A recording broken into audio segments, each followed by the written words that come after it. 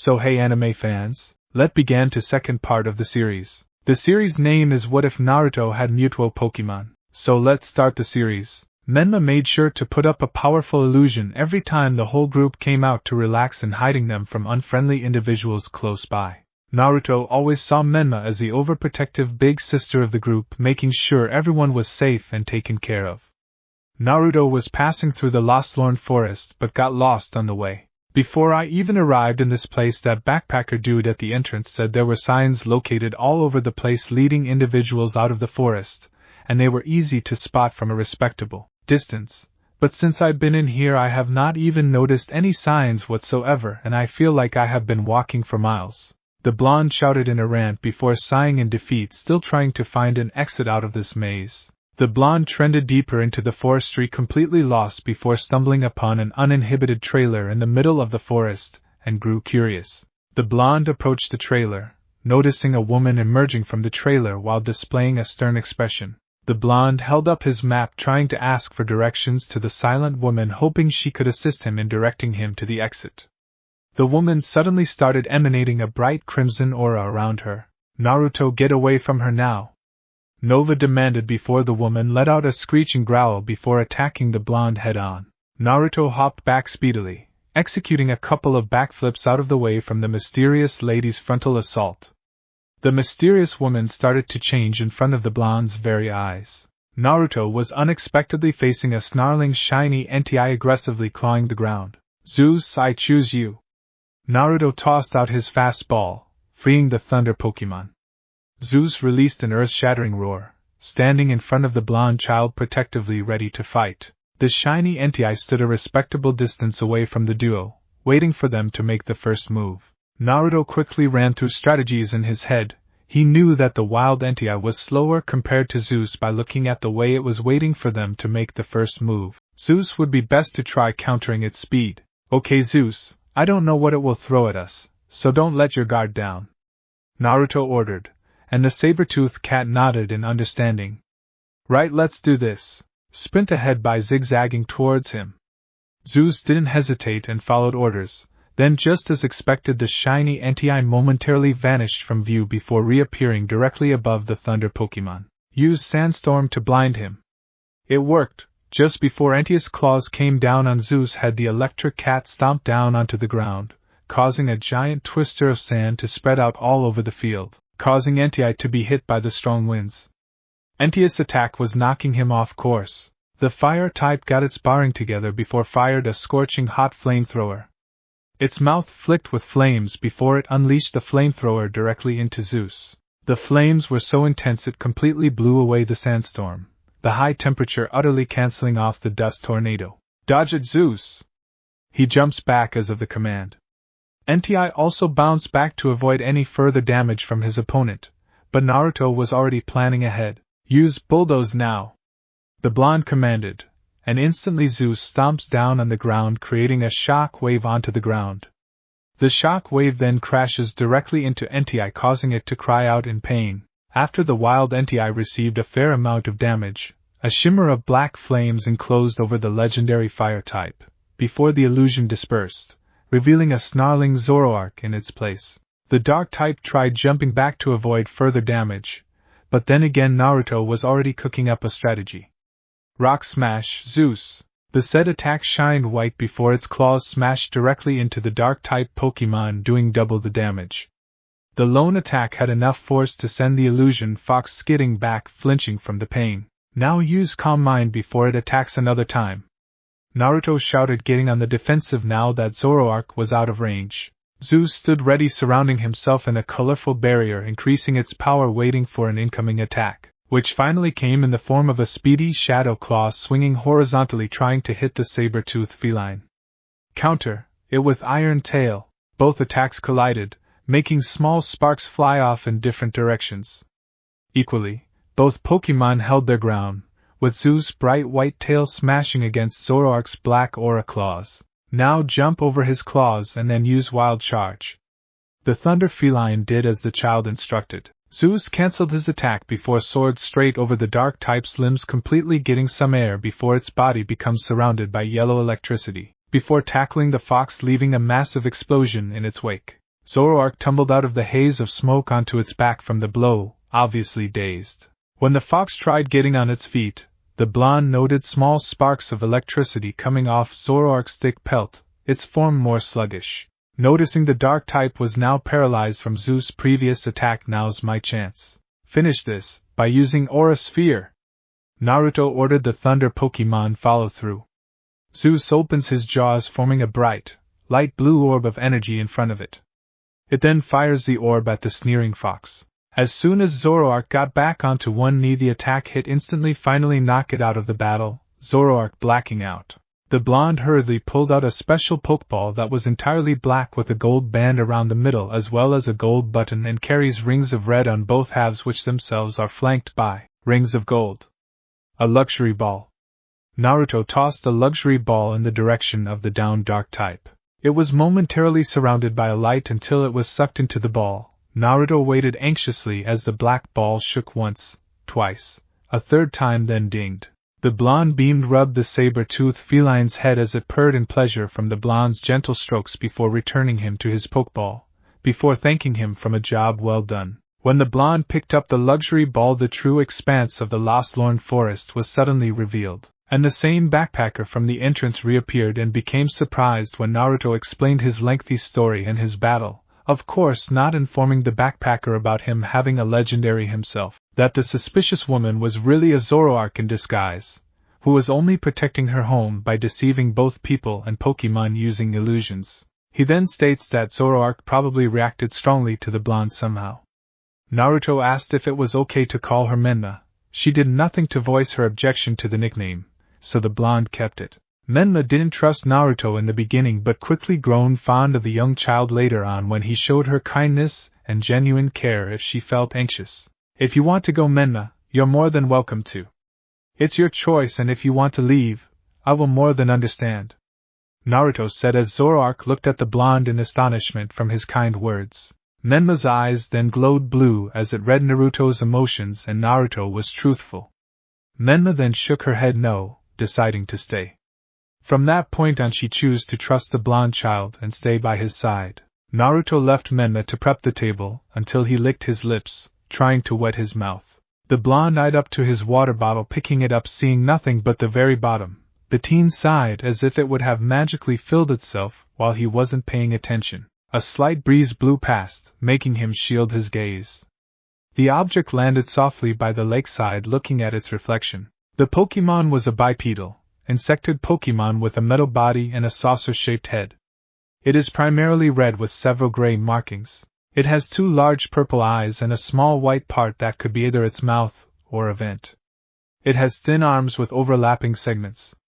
Each arm ends with a single, pointed claw. There is a gray circle on each shoulder, and a gray band around its abdomen. Its segmented legs each end with a large, upward curving claw. The powerful cannon on its back and other enhancements were added as part of the bizarre modifications made to it by Team Plasma. Sect, Paleozoic Pokemon. This Pokemon existed 300 million years ago.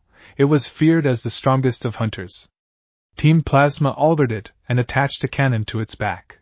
Level 89 abilities, download. This Sect is male and registered to Naruto Uzumaki. The blonde gripped his knuckles in rage, remembering the information he sent to Professor Juniper about the Paleozoic Pokemon because it was forcefully experimented on by the crazed organization of Team Plasma.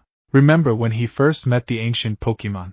Naruto was called in for a brief meeting with the Unova region's main professor, Orea Juniper, wanting help with a specific project she was researching on, and wanted the young blonde's participation in her latest development. Needing specific research data, she had Naruto fly out to New Torque City to the main library to investigate the ancient texts relating to the legendary Pokemon Reshiram and Zekrom. While Naruto checked out the books needed for the female professor, he was soon pushed to the side from a mob of terrified civilians running away in the opposite direction. The blonde soon found out there was a group of Sect that went on a rampage throughout the city while attempting to search for their ancient habitat, thus bringing them into conflict with Nova. Naruto called out Nova to battle with the leader of the pack, a red Sect. The 2 powerhouses battled in the upper atmosphere, leaving the planet for a brief moment before making a huge crater in the middle of the city's square. Whatever Nova discussed with the red Sect made the Paleozoic Pokemon see things through a different light.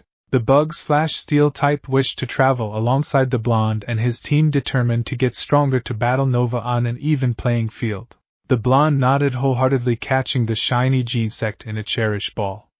He decides to nickname him Mars, like the Crimson Planet. Mars had a few hiccups in holding back its full strength during practice battles. Soon later he got into the swing of things when Naruto gave him a stern talking to when helping their teammates get strong together, as a family, not doing things alone. Mars and Nova butted heads every chance they got. Their relationship reminded the blonde of Ino and Sakura trivial quarrels. I need to fill up my water bottle later when I get the chance, he thought, putting down his empty container by his things before walking over to the vast body of water, bending down, scooping a good handful of clear liquid, glopping down a good amount, quenching his thirst. An enormous sleuth surrounded the young teen's form from overlooking the lake. Gaining the teen's attention, he noticed a dragon-like Pokemon that is serpentine in shape and covered in blue and yellow scales. It has white fins on top of its body and it has a tan underbelly. It has fins on the side of its face and a large, blue crest on its forehead. Like Magikarp, it has whiskers. The large Pokemon roared heatedly while facing the heavens. Naruto reared back, shielding his eyes while standing right next to the massive water snake with no trouble at all from its monstrous roar. "Hey Tessa, how's the water feel, girl?" Naruto asked as the massive serpentine bent down, giving the teen a messy lick that lifted him off the ground, with an eye smile. Naruto wiped most of the drool off him and chuckled at his oversized Gyarados splashed the blonde a bit. Once Tessa had evolved her size as a Magikarp had made her even bigger as a Gyarados. Naruto laughed, knowing that Gyarados were meant to be fearsome Pokemon, yet Tessa seemed as playful as Victini at times. He stroked Tessa's scales, causing her to turn her head to him. She was still seemingly happy. The blonde pulled out a few blueberries from his side pouch, tossing a few to Tessa, who caught them eagerly while he munched on the remaining few while hold up his Pokédex. Gyarados, atrocious Pokemon. A tale is told of a town that angered Gyarados. Before the sun rose the next day, flames utterly consumed the town, leaving not a trace behind. Some people swear that any place Gyarados appears is fated for destruction. Level 52 abilities, Intimidate/Moxie. This Gyarados is female and registered to Naruto Uzumaki. Tessa first appeared as an overly large Magikarp that Naruto fished exclusively from the Lake of Rage of the Johto region, where the champion Lance caught the red-colored Gyarados that was on a rampage not that long ago. Tessa was so massive she snapped the blonde's rod when he tried pulling her up out of the water. She swam away, taking the blonde's bait with her. The blonde still repeatedly fished until he found her again, but wished he caught her on better circumstances. The Magikarp the child was trying to catch before unexpectedly evolved into a Gyarados when defeating some Team Rocket grunts that were still snooping around Route 43. She blasted the grunts away with a powerful hydro pump. The giant water serpent quickly befriended the blonde after, seeing the blonde human was trying to protect her former home from the unwanted guests. Afterward, she challenged Naruto to a battle, wanting to test to see if the young child would be a suitable alpha. Naruto called out Kage, his Gengar, in battling with the mighty flying/water type. While the blonde came out the victor, he decided to name her Tessa. Tessa wholeheartedly agreed to the name, and to travel alongside the blonde wherever he went. She allowed Naruto to catch her inside a lure ball without as much as a fuss. When Naruto was about to call over his team, the team noticed Hikari glided over, snatching an extra blackberry from one of the spare leftover bowls. "Papa, is lunch ready yet? I'm really hungry." Hikari questioned, still munching on the berry. "We just finished." Hikari, the petite fire type, squealed in delight from the blonde's words. The blonde chuckled, advising her to let everyone know lunch was ready to be served. She cheered happily once again before swallowing the rest of the sweet fruit whole, already hovering off happily to inform everyone lunch was ready. Victini was the cause of countless wars long ago because thousands of people wanted victory. The young teen traveled to the westernmost pier of the Castelia City harbor, to Liberty Pier. The cheerful captain of the boat docked here recognized the blonde's Liberty Pass, and volunteered to take the teen to Liberty Garden himself. The ocean breeze whispered in his ear, placing salty kisses on his whiskered cheeks and tousling his long blonde locks. On days like this it's peaceful, the draft blowing through the sails of the boat flutters its flags and pushes along the blue waves. I beamed, feeling the small waves pushing against the vessel, sending white spray high in the air. The ocean breeze on his chest took him right back to his youthful years on the road with Nova. The salty taste of the air on his tongue and the scent of the sea in his nostrils while closing his eyes to the lullaby of the ocean, breathing in its poignant salty breath. Just listening to the squawking of gulls flapping their wings rapidly along the shoreline had him feel content, whole, happy. Naruto looked across the ocean as he took in the landmass of the famous Liberty Garden since it was not exactly opened up to the community yet. It was an island located in the southeast area of the Unova region, which requires a Liberty Pass. Naruto received the item as a thank you gift from the female professor from helping her out with her latest project as well as the G-Sect incident too. According to Professor Juniper, the island was bought by an extremely rich man. She believes he was trying to protect the mythical Pokemon Victini. The blonde hoped to at least get a photograph of this mysterious Pokemon. When the blonde undocked the boat, he made his way toward the largest tower on the island. When the teen treaded closer to the tower, he noticed there are 2 teen plasma grunts outside of the tower. The grunt questioned why the blonde was there before calling out their Pokemon to attack the teen. The grunts sent out a patch rat and a sandile. Menma, let's go.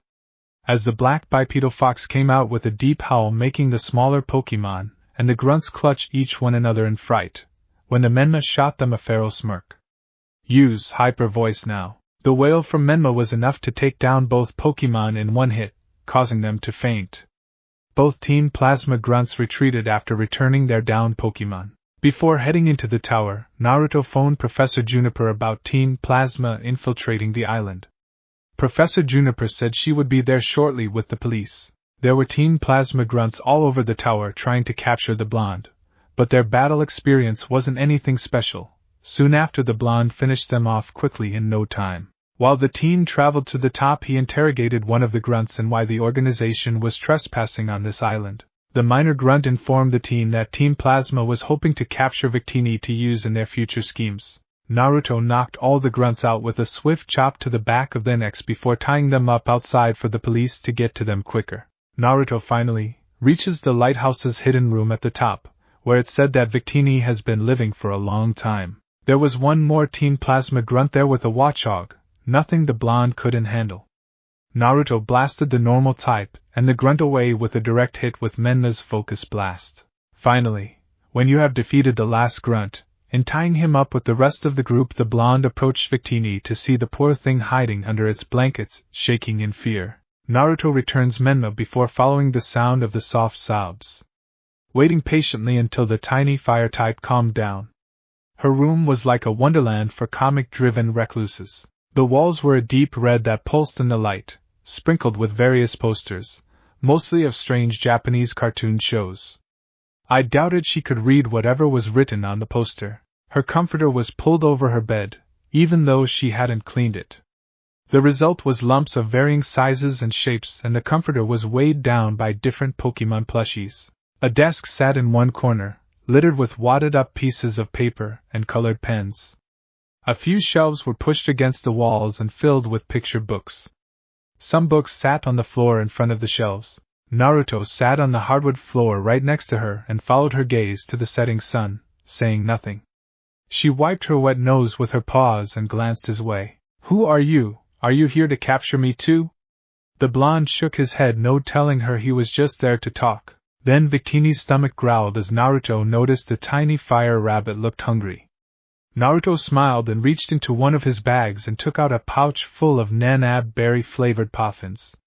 "Here, you look hungry," Naruto said as he held them out, but the victory Pokemon had backed up a bit, wary of Naruto.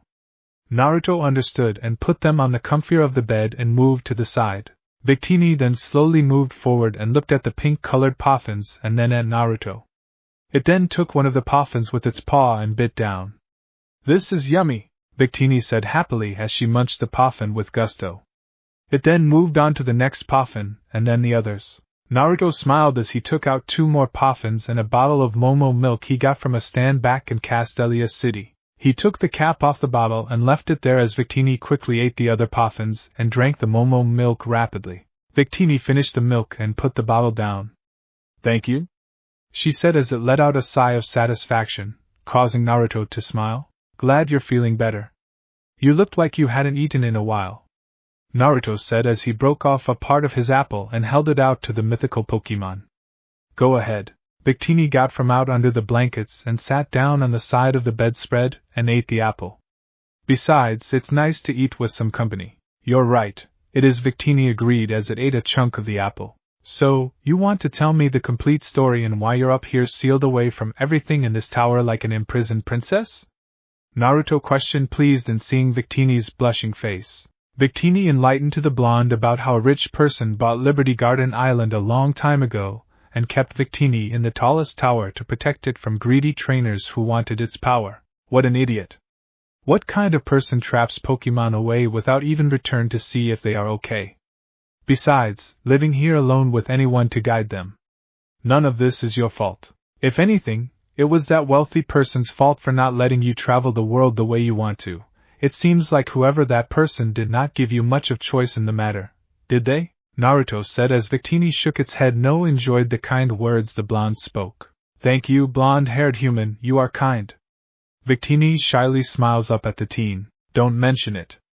I hate people who won't consider the Pokemon's feelings. It just gives humans a bad name after that. Naruto released Nova, Mars, Menma, Saber, Thor and Kage having a small party of sorts. The small gathering seemed to get Victini more relaxing and more social around other Pokemon, and starting up a decent conversation. Kage cracked a couple of jokes, getting the fire bunny to giggle a bit by making her calmer.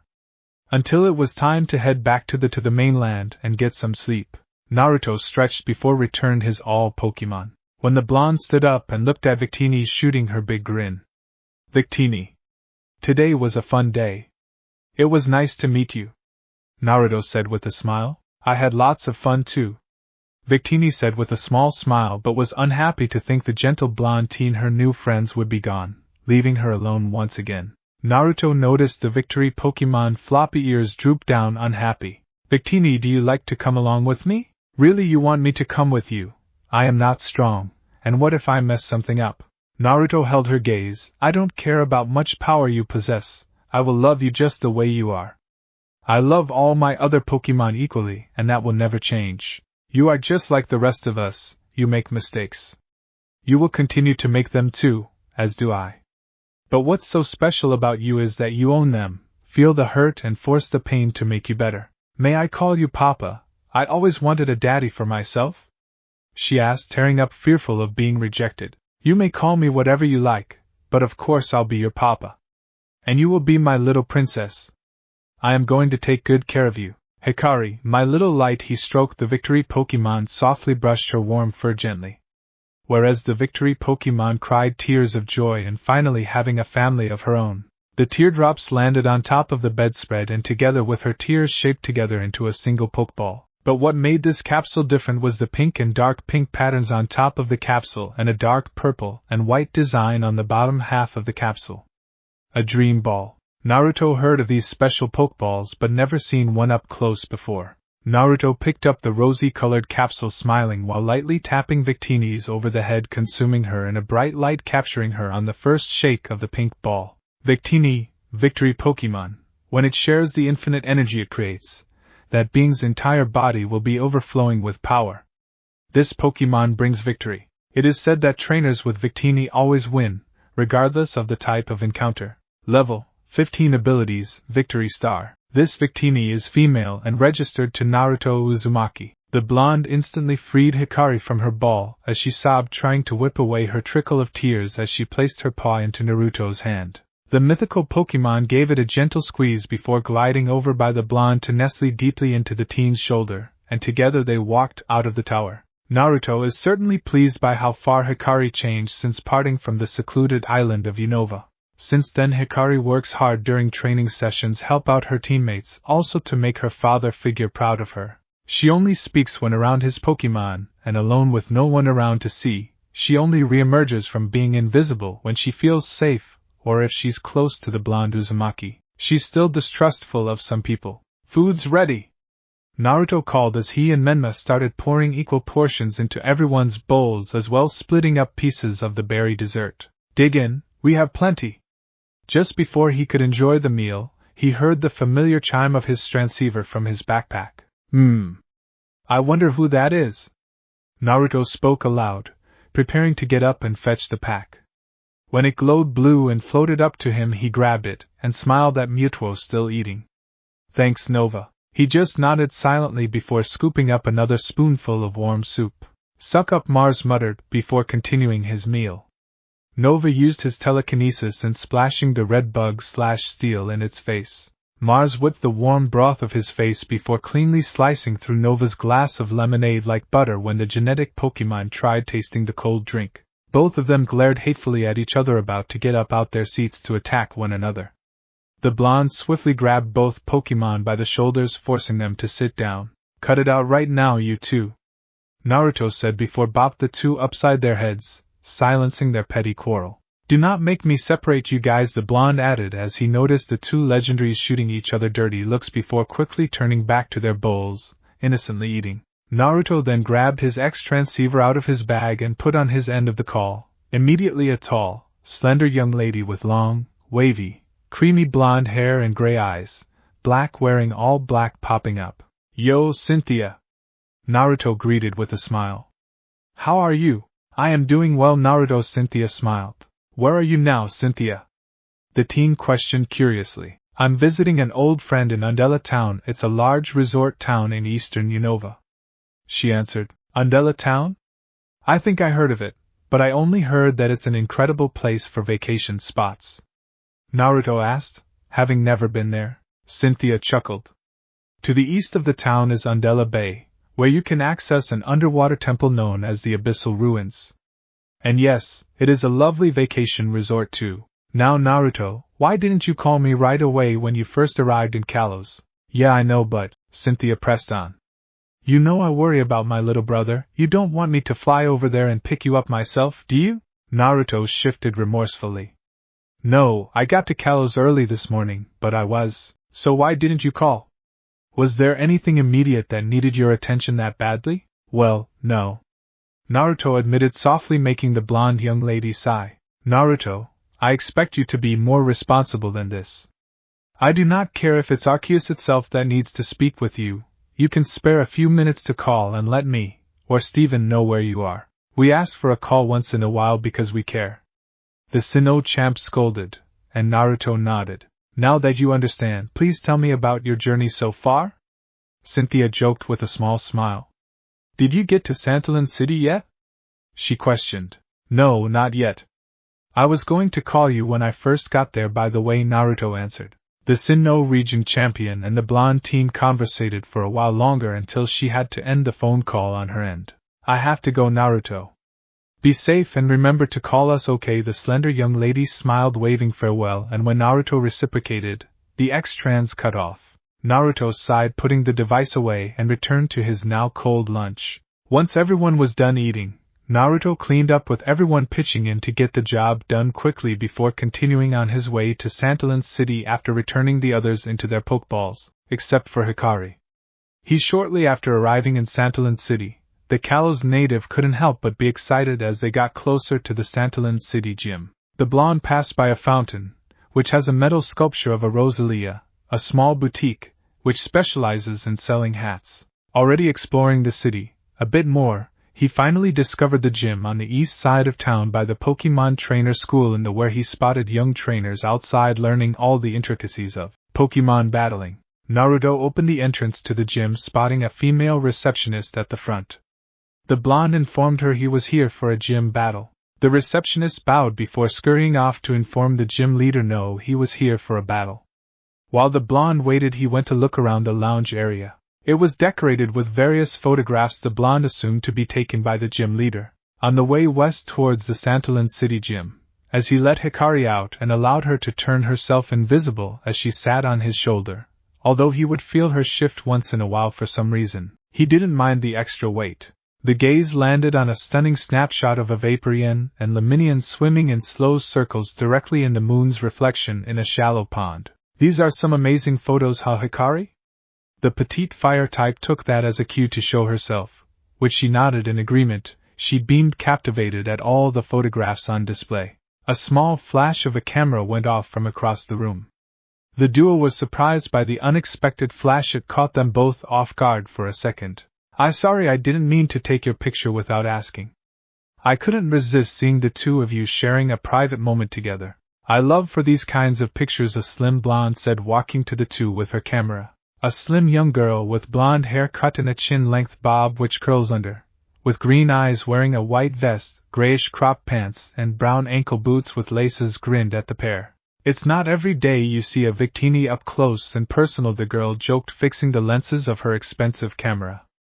Hikari was about to cry knowing she was caught on camera. She vanished once again in tears. Hikari doesn't like people taking pictures of her. Can you please delete that? I'm sorry, I didn't know. The blonde girl was scrolling through her camera about to delete the photo she took, but stopped when the fire type reappeared behind the unknown girl. Observing the photo she just took, Hikari was entranced by how good it turned out. Me and Papa, Hikari thought to herself, smiling at the photograph. Do you like it?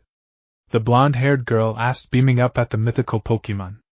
Hikari nodded with a blush. How about this? I gave a copy of this picture if I promise I not to show this to anyone. Hikari. Is it alright if I keep this picture just for myself when I need some motivation in the near future? Pretty please. Something this special is a shot of a lifetime. Viola asked, pledging with a bow to the mythical Pokemon hovering behind her. Hikari thought for a moment before nodding in agreement, indeed wanting the image of her papa and her for herself to keep. The blonde girl fist pumped in enthusiasm. Oh, by the way, my name is Viola, the Santolin City gym leader and a user of bug-type Pokemon as well as a professional photographer. It is nice to meet you both. She reached out, shaking the hand of her fellow blonde. Hello Viola, my name is Naruto Uzumaki and you just met Hikari. I was hoping to challenge you to a gym battle. He exclaimed in excitement. Very well. I accept your challenge, Naruto.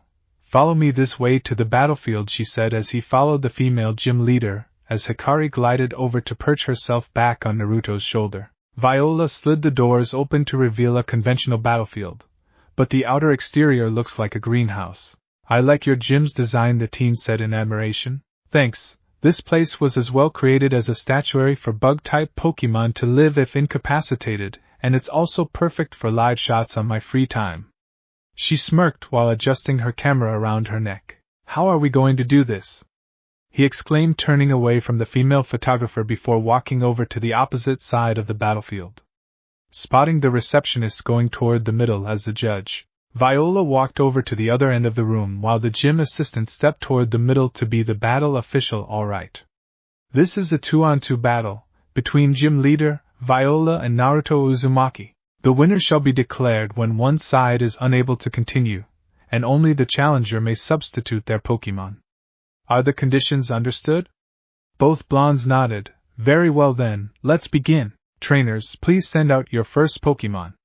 The gym assistant called out to the two trainers, Viola, and let out her first Pokemon, a Surskit. A blue insectoid Pokemon. There are semicircular pink markings under its dark, circular eyes. It has a round body with 4 long, skinny legs extending from it. On top of its head is a yellow cap with a single antenna. Surskit, huh? The Uzumaki held up his Pokédex for more information. Surskit, pond skater Pokemon. When this Pokemon senses danger, a sweet fluid oozes from the tip of its head. The taste of it disgusts bird Pokemon. If it's in a pinch, it will secrete a sweet liquid from the tip of its head. Level 12 abilities. Swift swim/rain dish. This Surskit is female and registered to Viola. Alright, let's go, Thor. The small electric type came out, rotating his arms, charging up for battle. Match begin. The ref shouted, signaling the battle. Surskit use Ice Beam on the entire field. The little water bug covers the field in a solid sheet of ice. Elekid almost slipped before catching himself. Surskit used Water Pulse while Elekid's guards down the pond skater Pokemon gracefully skated across the field, gracefully making its way over to Thor. Surskit lifted up its 2 front legs before firing the ball of water at its opponent. Thor crossed its forearms, blocking the orb of water, but the attack still connected, slammed roughly against the electric type, making it slide back a bit. Jump and use Mud Shot. The pond skater Pokemon shot up the air, firing a massive ball of mud at Thor head-on. Thor used Cross Chop into the battlefield to use the ice as a barrier. Thor crosses its arms to form an X, ramming the icy ground with its crossed arms, and pushing them back with its hands, pushing the frost up like a buffer, using defensive ice as a shield from her attacks. Use Thunder Wave now. The Elekid did as he was told, releases a stream of electricity at the opponent from its body, trying to paralyzing the tiny water/bug type. Dodge it quick, Sir Skit! Viola commanded desperately, hoping her Pokémon can dodge the small blast of electricity. Sir Skit hastily dodges the bolts of yellow electricity, just barely getting away. The bug specialist inwardly gritted her teeth at that. She hadn't expected the boy to pull such a tactic. She didn't want to risk what he knew would be guaranteed paralysis. Now Thor quickly used a 2 Thunder Punch combo, followed by Signal Beam and a dynamic punch jab from above. Naruto instructed.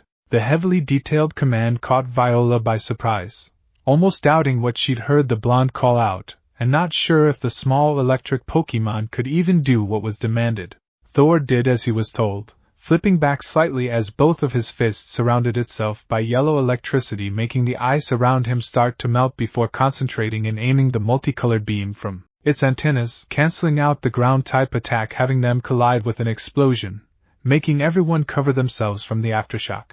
As the smoke cleared away, revealing Sir Skit struggling to stand, however it was quickly punched by Thor as he appeared above to make the finishing blow. Sir Skit is unable to battle, Elekid is the winner, the referee called out. Viola scowled as her Pokémon had unquestionably fainted when Elekid smashed its fists into the now thawed battlefield from the barrage of attacks.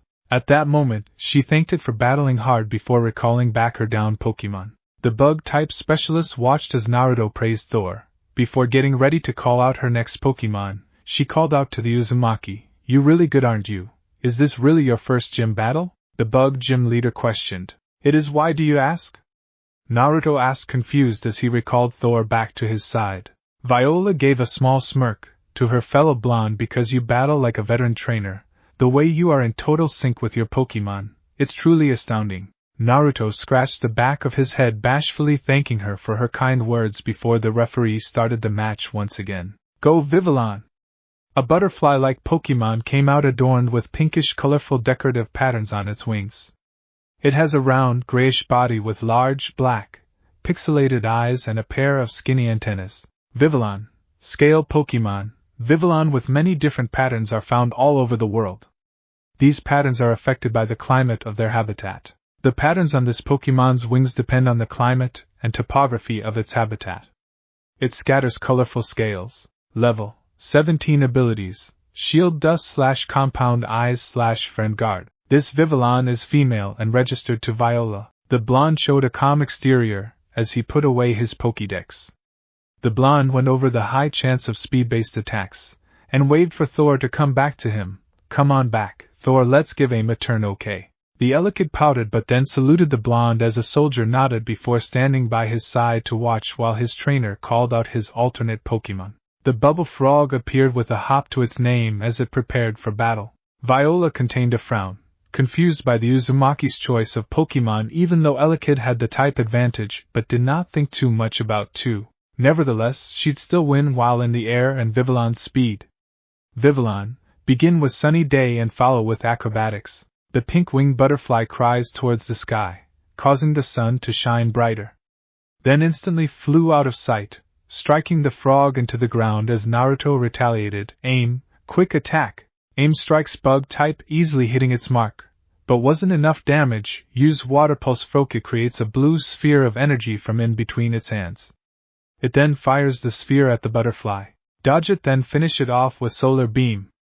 Vivillon momentarily glows a faint yellow. Numerous yellow balls appear and float around Vivillon as a larger ball forms between its antennae, and it fires a beam of energy at aim. The powerful grass attack collided into the ground, creating an immense blast, covered their eyes until nothing was clouding their vision from the impact. As the smoke cleared away, revealing an empty battlefield with Froke missing. Where did he go? The bug specialist and scale Pokémon looked from one place to another for the bubble frog, not noticing the smirk on Naruto's face. Aim, follow up with an icy water pulse. The blonde quickly called before Viola could strike back. Frukiki. The water type called as it had done what it had trained to do with that command as it jumped high in the air past the dense smoke rising over the scaled Pokémon at high speeds, launching chilling covered water pulses in all directions. Evade with Aerial Ace! Viola exclaimed, but even with the scaled butterfly following the command, it couldn't evade the continuous bombardment of ice. Eventually, it was struck and sent crashing into the ground as more sheets of ice-coated water pulses struck Vivillon as it whimpered its name in a dizzy faint. Vivillon is unable to battle. Frokia is the winner. The referee called the battle. This battle goes to Uzumaki Naruto. The blonde and his Pokémon cheered. You did it, AIM. We won! The tiny frog Pokémon croaked in agreement as he hopped over to perch himself onto the whiskered trainer's shoulder. Not minding his injuries, Thor also applauded from their win. The gym leader shut her eyes in defeat as she recalled her fallen Pokémon, and giving Naruto a large smirk, you are definitely not what I expected. You're really good. The blonde beamed as he petted AIM and Thor before recalling them both. Thanks, I really appreciate hearing that. Viola grabbed her camera before reappearing once more before the Uzumaki, while the gym official walked over with a small tray hand. You have shown your strength in defeating me. May you remember this battle with pride and humility. The bug-type gym leader wisely spoke as she presented Naruto the bug badge. Naruto put the badge inside his orange badge case. Thank you, Viola, that was an amazing battle, Naruto said, giving her a small bow. Victini was hovering over with a small wave. You bet, I hope we battle again soon, the gym leader exclaimed with a grin. Pulling out a photo from behind her back, offering it to Victini, Hikari took the photo in excitement, showing her adopted father, as he patted her head gently. A promise is a promise. I had one of my reliable assistants get it developed away from prying eyes, so you don't have to worry about someone seeing it, she smiled as she walked the pair out. Hikari turned invisible once more when arriving outside. Where are you heading next? Heading toward the next gym badge? She asked as Naruto nodded. Sillage City is to the north of Route 10. You can get there by going through the connecting caves, she informed the blonde. Before returning back into the gym as the blonde walked away. We should spend the night at the Pokémon Center. Naruto exclaimed, hurriedly jogged along the way. That was an impressive battle, you two Nova, talking about both the electric type and the bubble frog. He felt them both shift inside their Pokeballs from the praise. Yeah, but next time let us battle too, Mars said. For once we agree on something, Nova agreed with his fellow legendary. You know I can't do that. You guys will probably destroy the entire gym, the blonde chuckled lightheartedly. This is just the beginning. 1 down, 7 more to go. Until my dream can be realized, the blonde opened his badge case once more, eyeing his first ever gym badge, beaming proudly. He closed the case while shifting Hikari on his shoulder to a more comfortable spot, already dashing toward the Pokémon Center to give his teammates the rest they rightfully deserved. Naruto yawned noisily as he stretched his sore muscles. The distant sound of the popping sound from his back from his early morning workout session made him a bit tired. He's been exhaustively training to perfect a brand new ability Nova been teaching him. The Uzumaki had to be at his peak physically and mentally, it shows. Under that sky, a hue so gentle between cloud and baby blue, he watched each bird-like Pokémon upon the wing. It was one of those spring days with a kiss of coldness that somehow heightened the warm rays of the sun. Our favorite blonde paused to admire the flowers, to sense their aromas, to be in the moment with their transient beauty. Beyond all, it was a day of gifts, all there for merely noticing, for letting the steady nature-given happiness in. The blonde was perched on one of the school building enjoying a quick snack of deluxe poke puffs from the local bakery nearby. Naruto wanted to treat Hikari to some of her favorite sweets, knowing she does not like going inside her poke ball even to get healed at the Pokémon Center. She dislikes being away from him for too long and starts to throw a fit. The blonde sweat drops remembering the first time he brought Hikari to be healed at a Pokémon Center. She almost set the whole place on fire with Victini determined in searching for her papa. She has gotten better each visit when getting her healed at the center. He usually sent them all a message through telepathy in advance. The buttery aroma of the poke puffs wafted tantalizingly under their noses. The blonde gratefully plucked a cake from the paper bag, wincing slightly from the still burning hot surface. Giving it an experimental bite, he was surprised to find how easily the spongy layer gave way to teeth, and nearly gasped when his taste buds practically sang under the tangy flavor it was assaulted under as lemon curd oozed into his mouth. Almost immediately it was followed up with a nutty crunch from what he could only guess were thinly sliced nutty berries. It was unlike anything he had ever tasted before. Hikari was enjoying the taste of her poke puff. Naruto knew it was her favorite snack. Cake crumbs and smears of icing were all over her furry cheeks as she chewed the cake in delight, as she seated herself upon her adoptive father's lap enjoying her treat. Naruto smiled, rubbing her soft ears, making her purr softly before returning to finish her deluxe poke puff. Naruto massaged his throbbing temples as he glanced at the letter he received from Nurse Joy that was addressed to him by Professor Sycamore. The words seemed to blur together. Please come to the lab immediately. I have urgent news that involves you. Regards, Professor Sycamore. Naruto blinked rapidly and pressed his forehead onto the note, as if that could imprint it in his memory. I hope everything's okay. I have not gotten a call about an emergency. What do you think, Nova? The blonde connected to his strongest Pokemon using telepathy, wanting his input on this situation. It could be a situation only you can solve.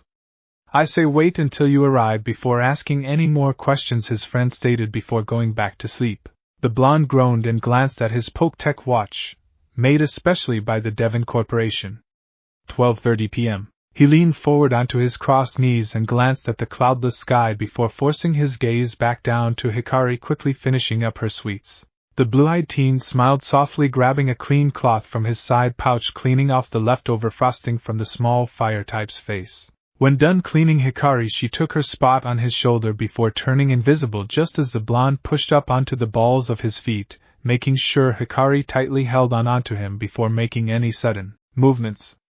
With the reflexes of a leopard, the young teen gracefully soared over the rooftop of the school building. He jumped quickly from rooftop to rooftop, sprinting to the next building carefully that he would not be spotted. The Uzumaki landed just on the edge of the forest to the east of town without being seen by everyone, before concealing his presence to blend into the crowd hurriedly heading to his next destination. Naruto looked at the small map connected to the letter leading to him, awkwardly standing in front of an archway of a massive garden maze. This route has several hedge mazes on the left and right sides. Before the blonde even stepped inside the entrance, he was called out by a young woman with brown hair, with green eyes. Her hair is collected and with a tuft of hair that protrudes from her forehead. She was wearing a tight black and red shirt, also wears tight gray pants, brown boots and a fanny pack worn on the waist. She had on a headset, composed of a microphone on her left and a camera on her right side. She introduced herself as a journalist named Alexa, working for the local Pokemon magazine. She had a Gogoat following behind her, waiting patiently. She was asking for a small interview from the blonde about his visit to Santolin City. Naruto gave the brunette a brief explanation for his visit, thinking to himself, if he did not answer her, she may end up following him. Alexa handed the blonde a small bag full of various berries as a way of thanking the teen for the interview and congratulated him on his victory in defeating her younger sister, Viola, who is the gym leader of Santolin City. The blonde entering the park. A slight breeze rustles the leaves, making them fall to the solid ground one by one. The teen was challenged to several battles along his way through the massive maze before making his way to the center of the orchard. The route Naruto took was decorated with patches of different colored flowers, hedge mazes. The blonde stood still, casting his eyes to the big fountain known as Pro Fountain standing in the center square, dedicated to acceptance and harmony. A group of gardeners is in charge of taking care of the hedge mazes. At the north end of the route lies a gate leading to Luminous City. The blonde stood on a small hill overlooking the pearl fountain that had a little girl and her Cleffa smiling, splashing droplets of water at each, enjoying themselves. The blonde overlooked the extravagant fountain, admiring the sculpture. However, he noticed fast movement coming. It seems like the skater was losing control of his hard balance, wheels careened over the dirt path, and the wind whipped into his eyes. The skater was about to make a head-on collision with the small child and her Cleffa. The blonde teen did not think twice. He dropped slightly to the ground and began to sprint down the hillside, the wind whipped into his eyes. With lightning-fast reflexes leaving a blurred trail of yellow, Naruto scooped up the child and Pokemon into his arms in one swift motion and slid like a baseball player, his move digging a deep trench in the ground, holding on tightly to the two, making sure they were safe. A minor splash came from the fountain edge, splashing droplets of cold water onto the blonde as he shielded the child and Pokemon from the mist. The random male skater pulled himself out of the fountain soaked head to toe. He was wearing a white t-shirt with a teal line in the middle and teal shorts and a white helmet. Another skater that was female with pigtails, wearing a white wife beater and tight yellow shorts with a yellow helmet. Shouting at the male, saying he was clumsy and an idiot. The mother frantically ran over to them, cuddling her child as both the little girl and pink Pokemon hugged Naruto for saving them. The worried mother thanking the blonde repeatedly as the two skaters bowed in apology to the small family before they went on their way. The blonde was about to turn away from the scene before being called out by one of the skaters. "Hey you, I saw what you did," the girl called out. "I have no idea what you are talking about," the blonde stated, his blonde locks shielding his eyes from the pair's view. "Did she see me activate my aura when I accelerated my speed?" the blonde teen thought as his eyes turned red for a split second.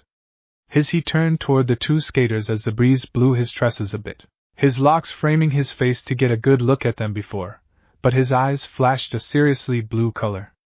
The blonde's glacier eyes were cold, the teen about to erase their memories of the event. "Yeah, how you scooped up those guys? No problem, you're fast, dude," she shouted excitedly, exaggerating Naruto's cool display and saving the kid and her Pokemon from harm. Naruto breathed out a sigh of relief now knowing these guys did not see him using his abilities, so he played the rescue off like it was beginner's luck. The blonde was scratching his head bashfully from the praise. The skater girl and the male that was now dry said they were practicing a new trick, but the boy lost control and started rolling down the hillside and could not brake fast enough to dodge the child. "Hey, how about a battle? We saw some of your previous ones while we were still practicing in the courtyard," the girl said, already bring out a pokeball from her hip. Naruto nodded in agreement for the challenge.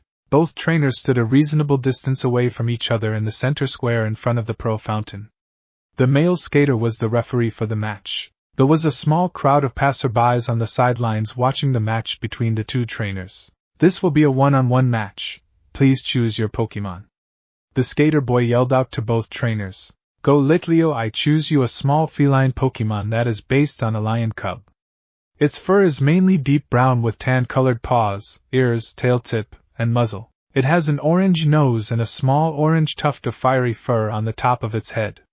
The fire cub was crouched ready to battle. "Litleo, let's see here." Naruto brought out his Pokédex scanning the cub.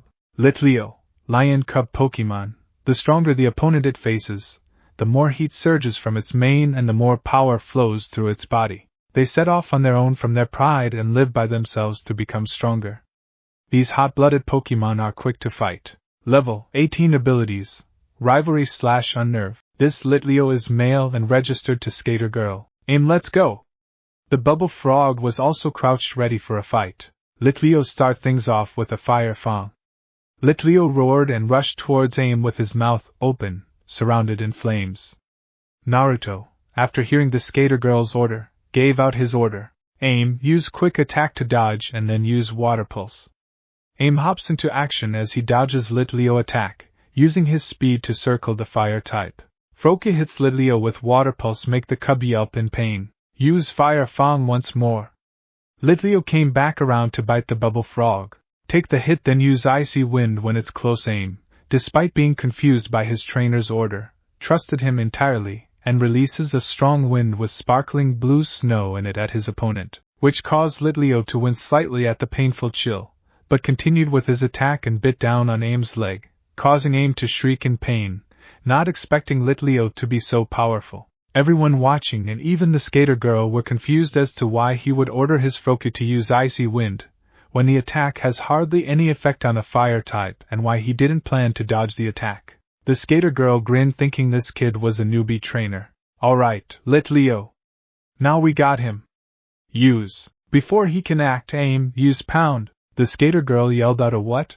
In surprise as he watched as Aim's right hand glows white before punching Litleo in the face, making him yelp once again. "No, Litleo!" Everyone, who questioned Naruto's move before, now understood what he was planning and thought it was ingenious. Attacking Litleo close up, the damage that was dealt to Litleo was doubled, not to mention that Litleo was caught entirely off guard. The Skater Girl stared worriedly at her Pokemon, who was currently on the ground. "Litleo! Are you okay?" Litleo, hearing the worry in his master's voice, slowly got up before he stared defiantly at Aim, who looked on in surprise, and roared out in affirmative. Litleo roared again in agreement, while Naruto stared in genuine surprise at seeing Litleo getting up. Aim, use Water Pulse again, then when you're done charging it, attack with Pound.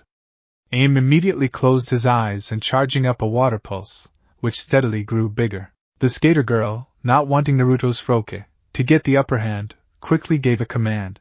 Litleo, don't let him finish. Use takedown.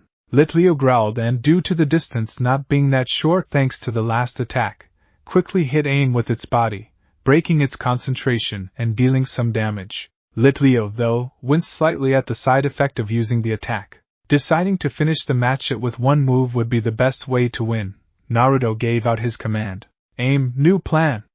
Get up close with quick attack and deal some damage with pound. The skater girl at the same time gave her command. Litleo used flamethrower while it's on the ground. Aim quickly avoided the flamethrower by doing a backflip and rushed towards Litleo, a white aura surrounding his body, and when he was up in the cub's face, he pounded the fire type in the face multiple times before jumping back. This time, the skater girl cursed while Naruto grinned. Great job, Aim. Let's keep up this pace and use pound once more. As Aim was running towards Litleo, the skater girl yelled out, Litleo! Use flame chair to get out of there, and when you're far enough, use flamethrower. Before Aim could even think of hitting Litleo with pound, Litleo's body was suddenly surrounded by flames as he charged away. This caused Aim, who was already in motion of hitting the cub, to miss, and Litleo used this opportunity to blast him with a flamethrower. Naruto quickly ordered Aim to dodge but wasn't able to in time and was hit. Alright, Litleo.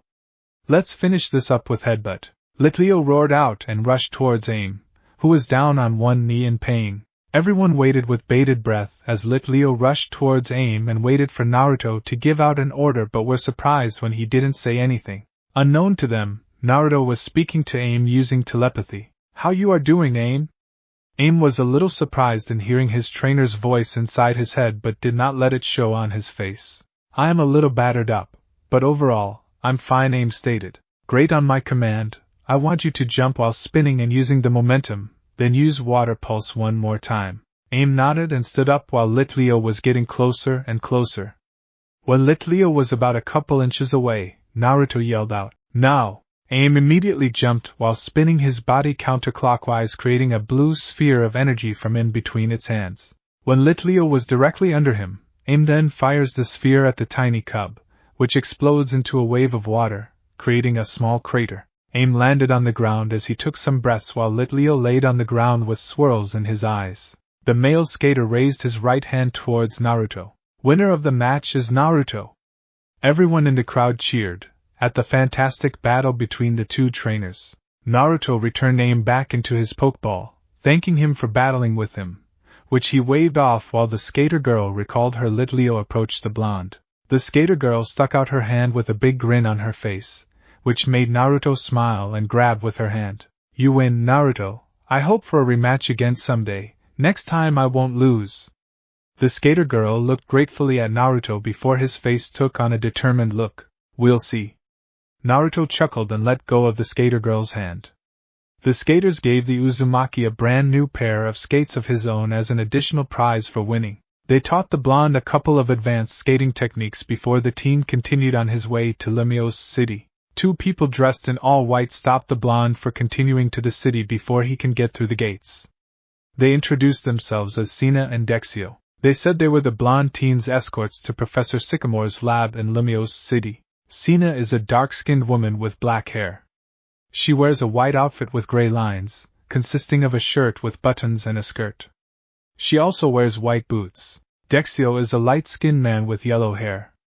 He wears a white outfit with gray lines, consisting of a shirt with buttons and some pants. He also wears white shoes. Luminous City was a city of broad avenues and small places to sit and eat, to relax as folk went about their day. There were the sky towers in the center. What was once thousands of homes now took up less ground space than an old shopping mall. The rest was parks and wild areas, a chance to walk among nature or enjoy the trails on bicycles or taxis. They made the roads wide and the tower blocks tall. But even then, there were cars everywhere, restaurants, apartments, and late-night shops. I can still hear the cars and cannot imagine a street so busy as the blonde teen weaved between the people trying to keep up with the white-clothed duo in the lead. Once at the lab, Naruto was greeted by the professor main assistant Suzy, who apparently asked the blonde teen for a favor in waking up the professor. Susie informed the blonde the professor has not been sleeping recently since he has been investigating new material on Mega Evolution, and she was worried about the professor's health. That is why she asked if the blonde could talk to the professor to at least see if the middle-aged man can take the day off to rest. Susie leads the blonde into the professor's private study before returning to her post. The blonde stepped inside the professor's private study, spotting the middle-aged man snoring, letting air out simultaneous. Naruto gave the professor a small nudge to his ribs, making him jerk awake to see the teen's smiling face. The professor fingers severely tangling in the messy, raven black curls that lapped his bluish eyes, letting out a loud yawn. How long was I out?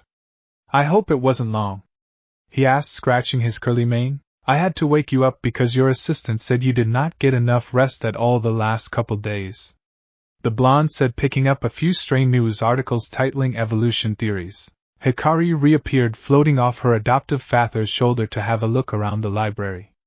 Naruto let Hikari hover around the professor's private library to have a look around.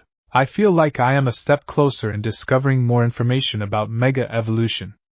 I become so restless I could not sleep a wink. He smiled, thanking Naruto and helping him tidy up the place before Susie comes back to scold him for leaving his study a mess. When Susie returned to the study, she was surprised in seeing the library spotless, and the professor was in full lecture mood about his latest discovery, and wanted the blonde's opinion on his most recent findings. Susie stepped forward with a tray of piping hot tea and some sweet dumplings for Hikari. I have made a hypothesis. I hope you can help me out with this, Naruto. That is why I needed you to come as soon as possible. I apologize that if the letter I sent to you was out of the blue and if you were troubled by my replay. There was just no one at the time who I could turn to with this type of information, the professor said, bowing in apology to the blonde teen. It's all right, Professor. I was worried if there was any trouble brewing, but you put my fears at ease now. So, what did you need me to do? The teen asked when finishing off his tea in one gulp. I did discover that Mega Evolution is only active when in the heat of battle. I wanted to record my findings so I can have more data to look back on when continuing my research, the professor stated, looked at the blonde with a determined sparkle in his eyes. A battle with me? The blonde asked, confused. Yes, I wanted to test this hypothesis with an experienced trainer that already has knowledge on Mega Evolution and already has a Mega Stone on hand. I do not mind helping out, but where are we going to have this match? The battlefield out back looks like it is still under construction. The teen thought in confusion as Hikari flew over to him as soon as she finished off the rest of the dumplings from the tray. The mythical Pokemon soon made herself comfortable inside Naruto's cloak to relax. Do not worry about that minor detail. Follow me, please. The blonde teen watched the professor with his assistant Susie follow dutifully behind the pair. Their feet take steps across the glossy tiles. Naruto high-top sneakers next to the shine-pointed toe leather shoes of passing scientists and researchers minding their business. The group was soon led to a double metallic door. The professor typed in a series of codes before the steel doors, revealing a hidden elevator. The elevator had white marble walls, a blue carpet, a silver handrail, and no buttons. Professor Sycamore pressed his hand against a small glass panel. A sensor read his fingerprints, verified them, and activated the elevator. The doors slid shut, and the elevator descends to the ground floor without stopping. Naruto was awestruck by the concealed elevator. It seems like nobody else ever used it. Nor did it ever stop at any of the other lower levels in the building. Looking down, he could see an area from the glass window inside the elevator, the seemingly endless square tunnel illuminated only by the chinks of light in the form of a battlefield. The lift soon grinded to a halt. The three visitors stepped out while Hikari re-emerged, flying out of Naruto's tattered cloak to see the sights. Whoa, I did not know you had an underground battlefield, Professor. The blonde stated, inspecting the arena as Hikari hovered around the glowing lights surrounding the field. Yes, we mostly use this arena if the battlefield in the garden is getting renovations done. But then again, we do not use this one too often, Susie said with a smile. So how do you want to do this? The high-spirited blonde said, making his way to one side of the field as Hikari hovered around the blonde, taking his side of the arena. That is why I insisted on Susie to come along so she could record our entire battle to document more data when reviewing further on Mega Evolution, the professor stated while Susie was sitting on the stands waving over to the pair, the camera in her hands ready to record every detail of the upcoming match. Since we don't have a referee, let's just end the match when one Pokemon, or both, cannot continue. Professor Sycamore yelled out. Sound good to me. The Uzumaki nodded in agreement. The professor reached inside his lab coat, pulling out a Pokeball, calling out his partner first. Garchomp, help me out, a bipedal shark-like Pokemon colored mostly red and dark blue. On its head, it possesses 2 horn-like appendages and a star-like yellow mark on its snout. Its arms have 1 claw each, and triangular fins emerge from its elbows and back. The dragon had a multicolored stone around her neck. A Garchomp, huh? The blonde said with a smirk. I can tell this Garchomp does not much battle experience. Unlike Cynthia's monster of a Garchomp, Naruto thought with a sudden chill just thinking about the monstrous Pokemon. Tora, stand by for battle. The blonde threw out his friend Ball. The she-dragon came out in a thunderous roar, making debris scattered across the entire field just from her appearance out of her Pokeball. Ready to battle, Toru, HH. The green dragon turned around, jumping the blonde. The colossal dragon nuzzled Naruto lovingly while wagging her huge tail joyfully, giving him affectionate licks to both his whiskered cheeks. I know. I love you too, girl. The blonde grinned weakly as she finally let her master up from the ground when he gave her an affectionate pat on her scaly head. Yes, she is. But I do not really mind. Just like a switch, as soon as Tora entered the battlefield, she glared her opponent with such intensity it made Garchomp slightly flinch, making the land shark step back a bit. There was no softness in that gaze. Garchomp, use flamethrower. Professor Sycamore shouted as Garchomp fired an intense stream of flames. Toru, protect. Naruto shouted as Toru skillful created a blue shield in a split second to protect herself against the flamethrower. The flamethrower tried to penetrate the shield, but the protect was too strong. Impressive. I'll need to bring it up a notch. Okay, Garchomp, use Dragon Claw. Professor Sycamore shouted as Garchomp's claws glowed green as she charged toward Toru. Toru, counter with your Dragon Claw. Naruto shouted as Toru's claws extended in length, which glowed green as she charged at Garchomp. The 2 Pokemon engaged in a heated close combat battle in the air as Garchomp would claw at Toru and Toru would swipe at Garchomp. Toru blocked Garchomp's Dragon Claw and managed to uppercut Garchomp in the face, but Garchomp slashed Toru wing, causing both Pokemon to back away from each other after their attacks. Garchomp felt some pain, but Garchomp and Professor Sycamore saw that Toru's wing rapidly healed and the wounds were gone. How did Toru's wing heal so fast? Professor Sycamore asked, confused. I had her use ruse just as the 2 of them separated from each other. When you were distracted from looking at Garchomp injuries, you took your eyes off Toru. The professor was vastly impressed by the teen's speedy battle tactics. All right, that makes this interesting, Professor Sycamore said. You have no idea. Toru, use Hydro Pump. Naruto shouted as Toru fires a powerful stream of water at Garchomp. Garchomp, counter it with Flamethrower. Professor Sycamore said as Garchomp let loose a powerful flamethrower that hit the Hydro Pump and cancelled it out. Now use Slash Garchomp. Garchomp's front claws glowed as she flew forward. Toru, use Steel Wing. Naruto shouted as Toru flew ahead head first, her wings gleaming a metallic silver as the 2 Pokemon clashed midair. Garchomp, use Hone Claws to jump up. Professor Sycamore shouted as Garchomp's claws were shrouded in a dark aura as the ground dragon jumped higher into the air. Toru, speed up by using Dragon Dance. Catch to Garchomp. Naruto shouted as Toru's body becomes surrounded in a red and pink dark aura as she rapidly caught up to Garchomp in no time. Use Zen Headbutt. Toru's head glows blue, and her head becomes surrounded by a see-through reflective shield.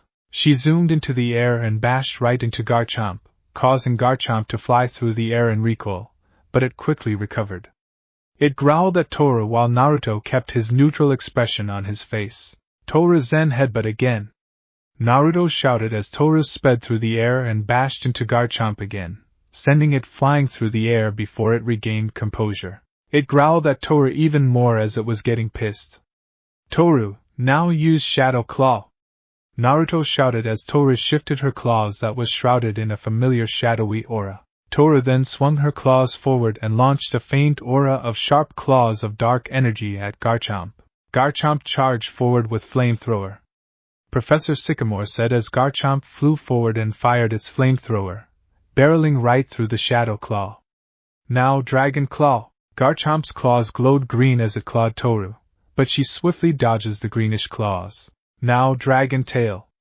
Garchomp's tail becomes covered in a green, scale-patterned aura, which is used to smack Toru across the body and send her flying through the air. Toru flew through the air before her regained composure and stopped. Toru, use Fire Blast! Naruto shouted. Garchomp, Hyper Beam! Professor Sycamore said as the two launched their respective attacks. The two beams clashed, causing an explosion. Garchomp, use Iron Head! Garchomp's body becomes surrounded by a white aura, and she slams her head at Toru and bashes her hard into the ground. Toru got up, a bit hurt, but the damage wasn't that bad. Toru, use Earthquake! Naruto shouted as Toru stomps the ground with her feet, causing the battlefield to shake violently. Garchomp was hit from all angles by the violent tremor. Now use Roost! Toru's body then glowed white as she began to regain her health and strength. Garchomp, Dragon Rage! Professor Sycamore shouted as Garchomp glows light blue. She then fires a powerful blast of blue and black energy in the shape of a dragon which exploded out from her body, engulfing the entire battlefield. Toru, quickly in the air! Naruto shouted as Toru flew into the air to avoid the blast from the aftermath. Toru, use Heat Wave! Naruto shouted as Toru lifts her head into the air and spreads her wings and then flaps her wings, creating an orange gust of heat that hits Garchomp dead on, damaging the land shark. Garchomp, in the air, then fire back with Flamethrower! Professor Sycamore said as she glided in the air firing a flamethrower. Toru swiftly dodges the stream of flames with no any trouble. Your Salamence is a formidable Pokemon, Naruto. Professor Sycamore said as his Garchomp hovered down and landed on the ground. Thanks, and Garchomp is really strong, Naruto said as Toru floated to the ground as well. I know, she's one of my hardest working Pokemon and a fierce fighter. Let me show you what our bond can achieve. Garchomp, are you ready? Professor Sycamore asked as Garchomp roared in approval. Then, let's begin. Keystone, hear my call and feel the bond between my Pokemon and me. Mega Evolve! Professor Sycamore shouted as he touched his glowing keystone on his headband, which released waves of yellow energy. The stone on Garchomp's necklace glowed as it released waves of blue energy. The blue and yellow energy waves collided, combined and then moved into Garchomp's stone. Garchomp then exploded in a burst of purple energy as her body began to evolve. Her body grew larger. Her claws extend into sides, and her body is covered in more spikes with 2 red spikes. Garchomp roared out as the Mega symbol appeared in front of it before it disappeared. Mega Garchomp! Professor Sycamore said with a smile as Naruto was amazed at what just happened. Amazing, she Mega evolved on her first try too, Naruto said as he saw Garchomp change form. We have been practicing on our own a few times. Therefore, this is not our first time Mega evolving. But this is our first time using this form in a real match instead of a mock battle, the professor informed the blonde. We won't disappoint you then, Naruto fired back. I know you won't. Now Garchomp, use Dragon Pulse! Professor Sycamore shouted as Garchomp fires a multicolored dragon-shaped beam of energy from its mouth that was at least twice as powerful than any original one. It fired through the air and was heading straight towards Toru. Toru, use Hydro Pump! Naruto shouted as Toru fired the stream of water. It launched at Garchomp, the Dragon Pulse bashed right into it, making both attacks conceal out. Toru hovered close to the blonde teen's side waiting for her next orders. Man, that power increase, Naruto said as he saw Toru recover from the head-on collision with that powerful Dragon Pulse. We'll have to be careful. Toru, use Stone Edge! Naruto shouted as Toru forms white circles of energy which quickly become sharp gray stones. She then fires them at her opponent. Dodged Garchomp, but the attack hit Garchomp head-on. After the attack stopped, Garchomp bent down to one knee in pain. I see. Garchomp's speed is decreased while Mega evolving. Professor Sycamore thought to himself, making a quick note of this encounter. We're not giving up yet. Garchomp, use Hyper Beam! Professor Sycamore shouted as Mega Garchomp fires a dark purple and black beam of energy from its mouth towards Toru. Toru, fly to avoid it! Naruto shouted a Toru's shot into the air to avoid the beam of energy which would have done some damage. Now use Aqua Tail! A stream of water spirals around Taurus' tail. The dragoness then flips around, hitting Garchomp hard, knocking her away about 10 feet and doing some damage, but Garchomp was still on her feet. Now Toru, finish this up by using Draco Meteor. The blonde shouted as Toru fired a giant orange orb high into the sky. It then broke up apart into dozens of falling meteors of dragon energy that hit the ground. Jump while dodging it, Garchomp. Garchomp dodges a couple of the beams of raining light, but the third one had enough power combined with the damage done by the previous two that it smashed and hit Garchomp hard enough to knock her out of the sky and down to the ground hard, making a large crater. Garchomp looked like it was ready to keep fighting but fell forward, reverted back to its standard form before fainting. Professor Sycamore hurriedly ran ahead to make sure the ground dragon was okay. Toru, are you okay? Naruto shouted as the cloud of dust and debris from the impact dissipated. Naruto saw Toru flapping her wings eagerly. She looked like she was ready to keep fighting. The blonde patted Toru's head as she landed in front of him, purring. You were great, girl. Now get a nice long rest, Naruto said as he returned Toru to her friend Ball. Garchomp, return. You did great today, Professor Sycamore returned Garchomp to her Pokeball. The two adults came up to Naruto as he clipped the friend Ball to his belt. Naruto, that was an amazing battle. Professor Sycamore shouted as he walked up to Naruto. Thanks, Professor, Naruto replied with a smile as he patted Hikari on her head when she landed on his right shoulder. It was impressive how you handled the battle, Suzy said, holding the tape recorder. I'm very proud of you, Naruto. Not only for the battle but for how you acted during it and at the end. Professor Sycamore said with a smile as Naruto beamed at the praise. Now come on, let's head back upstairs and have lunch. I cannot wait to rewatch that battle. Professor Sycamore said as they left, leaving several craters and a destroyed battle arena. Naruto left the lab in a hurry, not wanting to be wrapped up in too much of Professor Sycamore's investigations, so the teen soundlessly slipped past the lab staff, making a quick exit out the back door. The blonde walked through the busy streets trying to make his way through the crowded plaza. I could just teleport myself out of here. But there are too many witnesses, the blonde thought while exploring the city a bit before he got swept away again by the crowded streets. I should just head out onto the next gym instead of wasting my time here? The blonde thought before noticing a huge horde of people flocking in front of a clothing store. The blonde was curious, so he made his way over to the crowd. Hey, what's with the huge crowd gathered around for?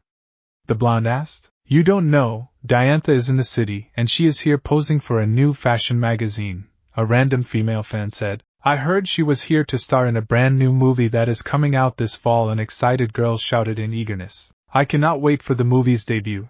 Diantha is so amazing and beautiful, some other random preppy girl gushed in excitement. I heard she is doing an exhibition match later on this afternoon. Let's go see it, another passerby stated. Yeah, I heard about that too, I can't wait, I know it is going to be incredible, another bystander agreed. Hey, that sounds pretty interesting. Let's go see the match.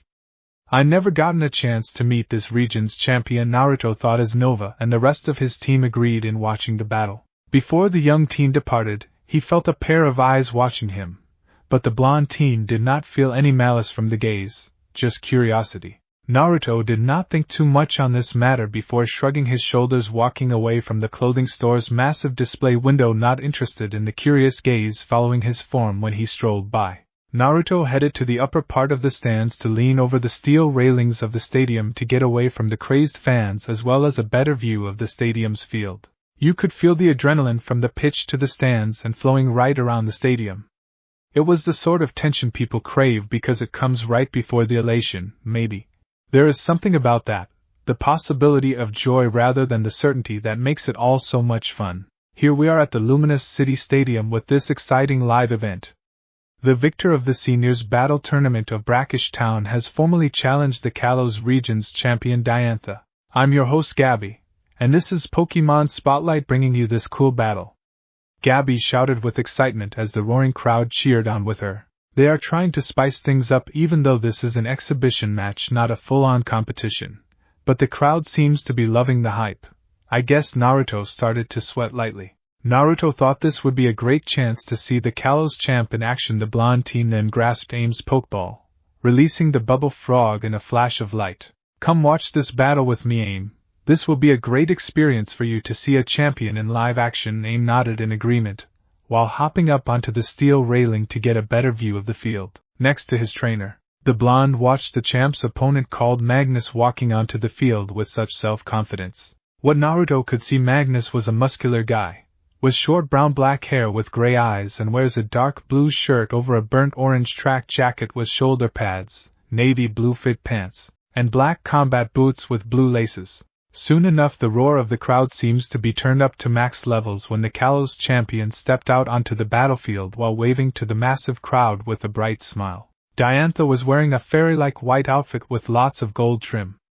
She had short light brown hair, designed in a somewhat star pattern, light blue eyes, and violet eyeshadow, with a white choker and white long-sleeved blazer with lapels that possess large buttons and also a small collar. The blazer finished with 3 petal-like ends, and the sleeves have 2 golden lines on the cuffs. 2 lacy objects on the back of her outfit that resemble cloud-like wings that are likely to be connected to the blazer. She was also wearing a simple white shirt with 2 golden lines near the end of the shirt. Finishing her attire, she is wearing short white pants and low high-heel boots with the color of white. She is also wearing a necklace that looks like a mega crystal. Okay. This match will be a one-on-one battle. The winner will be decided when they knock out the opponent's Pokémon.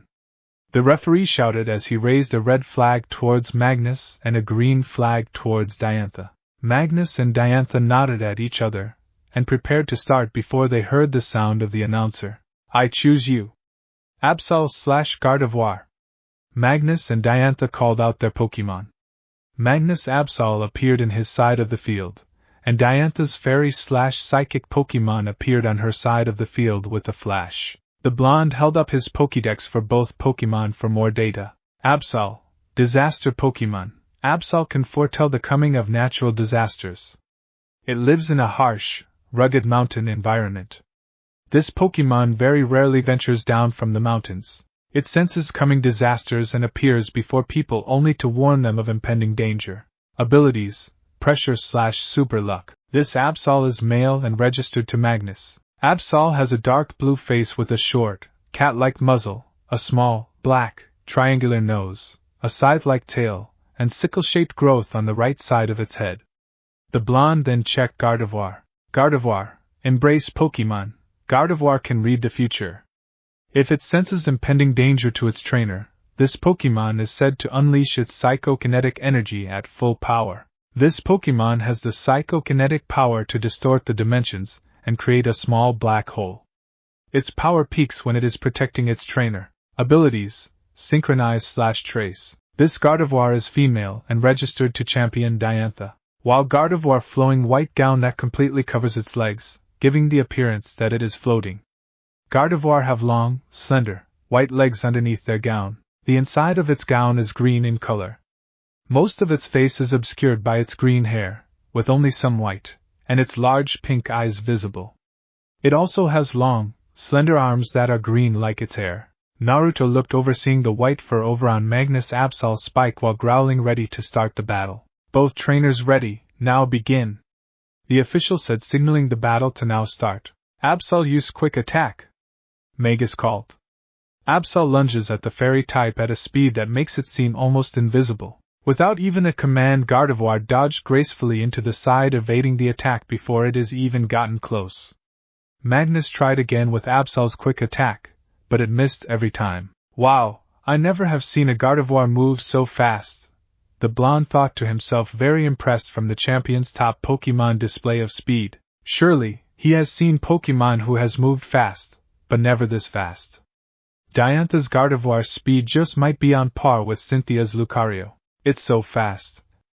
Magnus cried out in his mind, never expecting the psychic Pokémon to avoid every single attack from his Absol. Absol, Thunderbolt. The dark type was surrounded itself with electricity, and then a bolt of lightning shot from its body towards the dual-type fairy, who dodged once again without needing to be told. Absol, use Shadow Claw. Magnus called, and Absol darted forward, shifted its claws that were shrouded in a familiar shadowy aura to swing its claws forward, and launched a faint aura of sharp claws of dark energy at Gardevoir. However, the dual psychic type was too agile and quick. She sidestepped and bypassing every attack until she came to a swift stop, gaining some distance from the already tired Absol. Absol, use Psycho Cut! Magnus shouted. Absol fired a psychic scythe towards its opponent. Gardevoir, Shadow Ball! Diantha said as the two launched their respective attacks.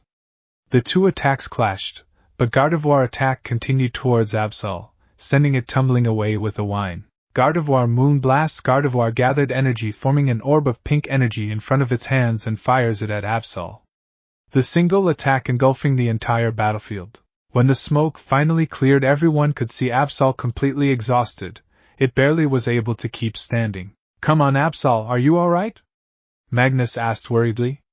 Absol grunted, trying to stand up, wishing to continue fighting, before it dropped, fainting. The referee waited a few moments before raising his flag on Diantha's side. Absol is unable to battle. The champion Diantha wins the battle.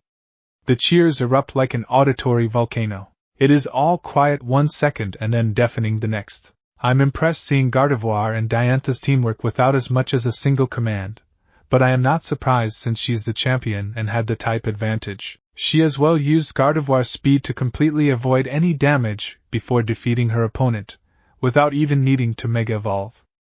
Naruto thought as he evaluated the battle. The blonde looked down as both trainers nodded in respect and shook hands in a fair battle. Naruto recalled aim to his Pokeball just as the crowd was starting to disperse and a vast number of photographers and reports fighting over just to get a glimpse or an interview from the champion herself. The young Uzumaki made sure Hikari was secure. She is still invisible, on his shoulder, before brushed away a few his blonde bangs from his whiskered face while shielded his deep purple eyes from the sun rays. Before stepping off the pavement from the stadium, about to set off to do a bit of last-minute shopping before heading off toward his next gym battle in Sillage City. Naruto?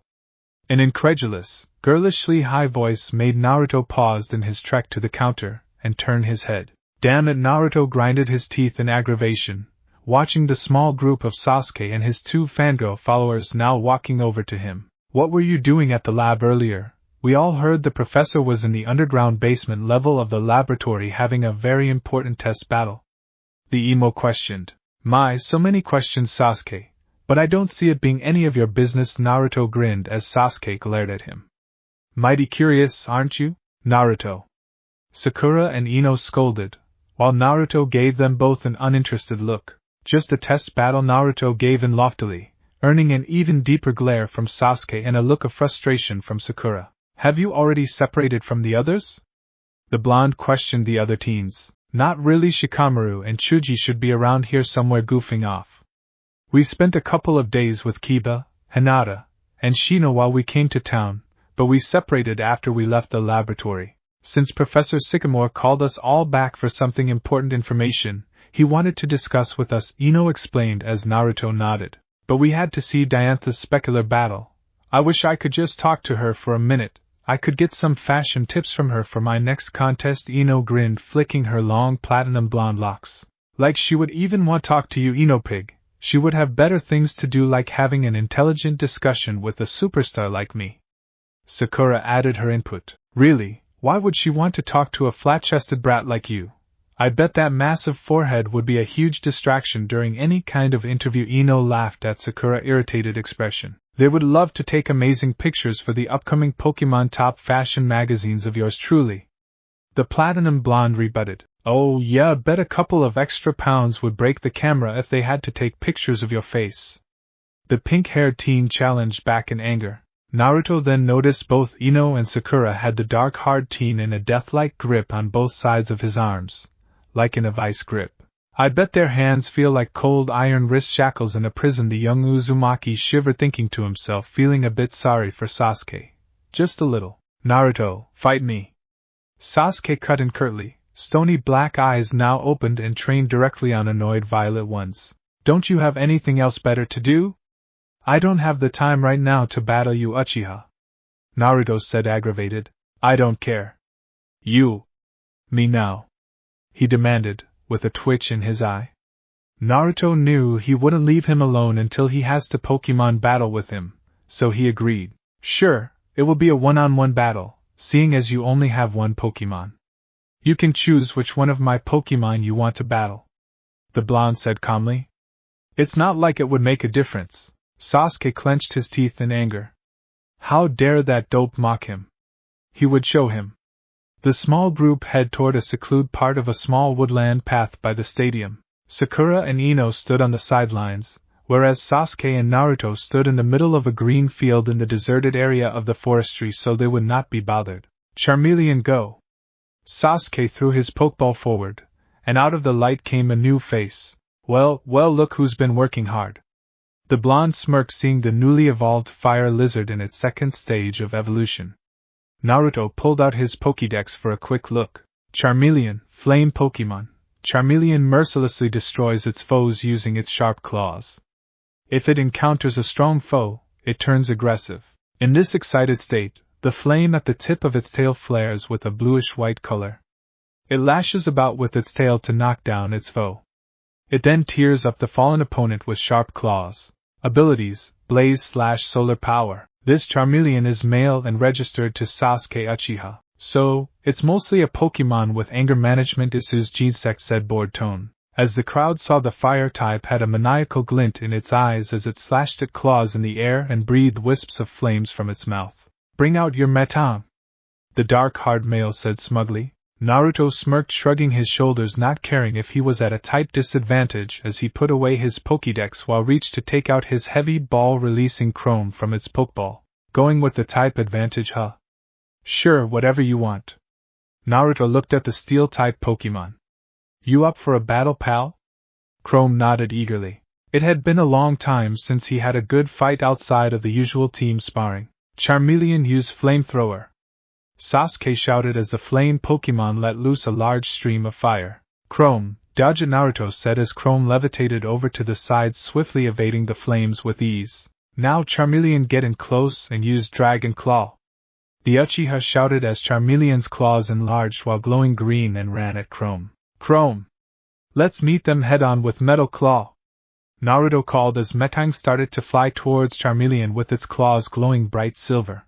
The two Pokemon engaged in a heated close combat battle on the ground as Chrome would claw at Charmeleon and Charmeleon would swipe at Chrome. Chrome smoothly blocked Charmeleon's Dragon Claw and managed to uppercut the fire type in the face, making the flame Pokemon skid back a few feet. Agility, then Thunder Punch. I want to finish this as fast as possible. The dual type disappeared from everyone's sight and after a moment before materializing just behind the unsuspecting fire type. Chrome takes a firmly grasp its sharp claws, electricity flickering to life, and delivered a direct hit to the flame Pokemon. The painful punch launched, striking the Pokemon's abdomen with electricity, flaring wildly and shocking Charmeleon as a result. The proud fire type was sent flying, landed a good distance away from Chrome.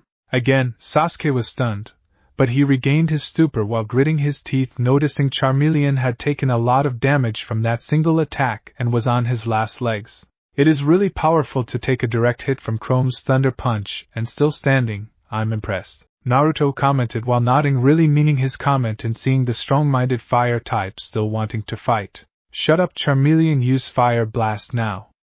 Flames trickled from the fire type's jaw, as the flame on his tail burned even more brightly than ever before at being in the presence of a powerful opponent.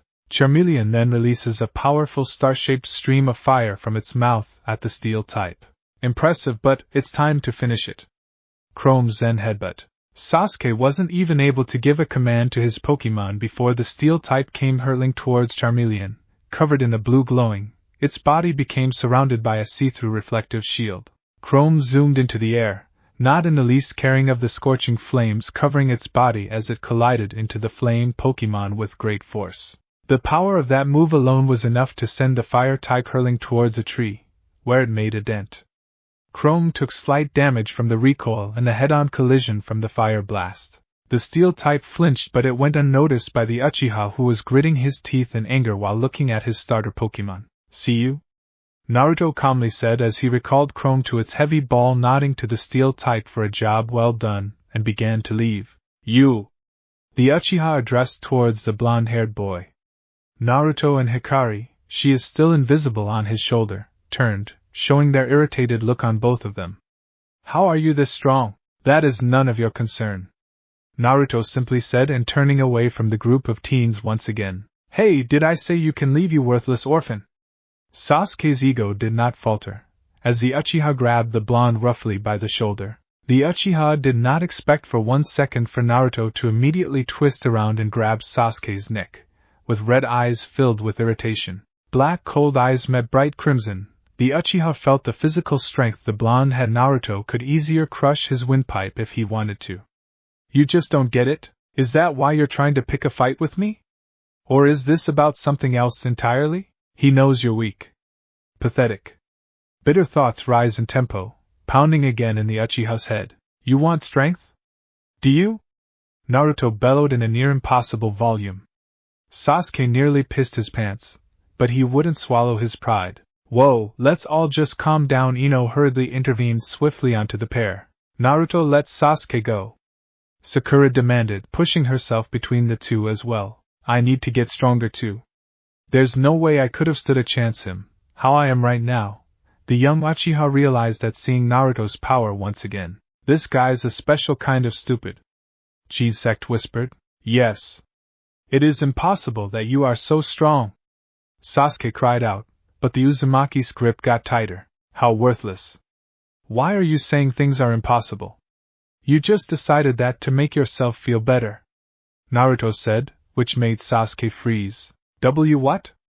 That was all he could say before Naruto let him drop to the ground. Sasuke's neck started to bruise from Naruto's firm grip. Even from Sasuke and the teenage girl's attempt to peel the blonde Uzumaki off their crush was fruitless. Sasuke watched as Naruto's face changed to a somber feeling. You guys sure are a worthless bunch. People like you will never understand, stated, looking at his old classmates. In order to gain strength, whether you win or lose, you can always come out ahead by learning from the experience. Naruto recited, almost as if it was talking about his own life experiences. What nonsense are you talking about now? Sakura screeched. You shouldn't talk. It makes you sound stupid. Naruto shook his head in disappointment just as Hikari unexpectedly emerged, nuzzling her adoptive father when feeling his abrupt temperament change. Nevertheless, the blonde stroked the mythical Pokemon's furred jaw as she purred in delight from the gentle touch. Don't get too close to them, Hikari. Their stupidity is contagious, Naruto said loudly for the group to overhear, making them shoot the cloaked blonde teen a dirty look from his jab. Naruto didn't say anything when turning away, disappearing past the tree line to continue his shopping trip. This just pissed the emo off more. He too returned his Charmeleon to his Pokeball and left the scene without saying a word. Sakura let out an exhausted sigh as she stared as Sasuke walked off, unable to comprehend how her handsome Sasuke could lose to Naruto once again so quickly. Before her face gained a scowl, still thinking the blonde Uzumaki cheated somehow, but couldn't comprehend before trying to register what just happened. But Sasuke was one of the top trainers back at the academy. Ino gaped from the display. Surely she has seen Pokemon who has moved fast, but never this fast.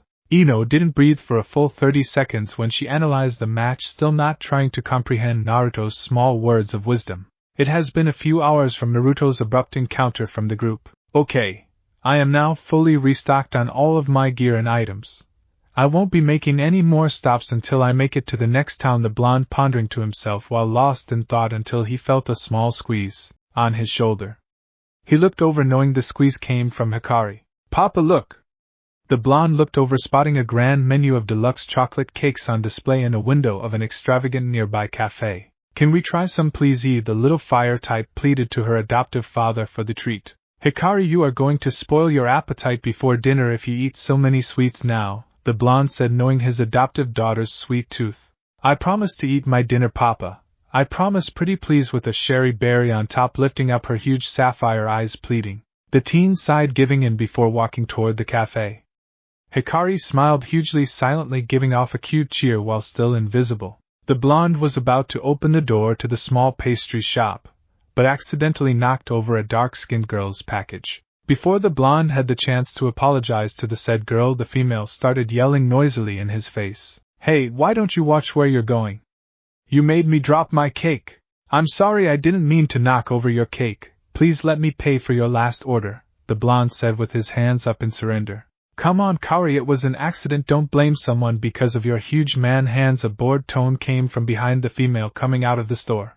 A swift punch came from the feisty dark-skinned girl, making the male smash into the ground, holding his face in pain before she locked her eyes back onto the surprised purple-eyed blonde that made her drop her dessert. And you, I won't let you off that easily. I'm going to make you pay for your rudeness. You are just like that dark-haired Uchiha emo jerk that humiliated me in front of our master Killer Bee. She rudely pointed to the blonde. By any chance is this emo named Sasuke Uchiha?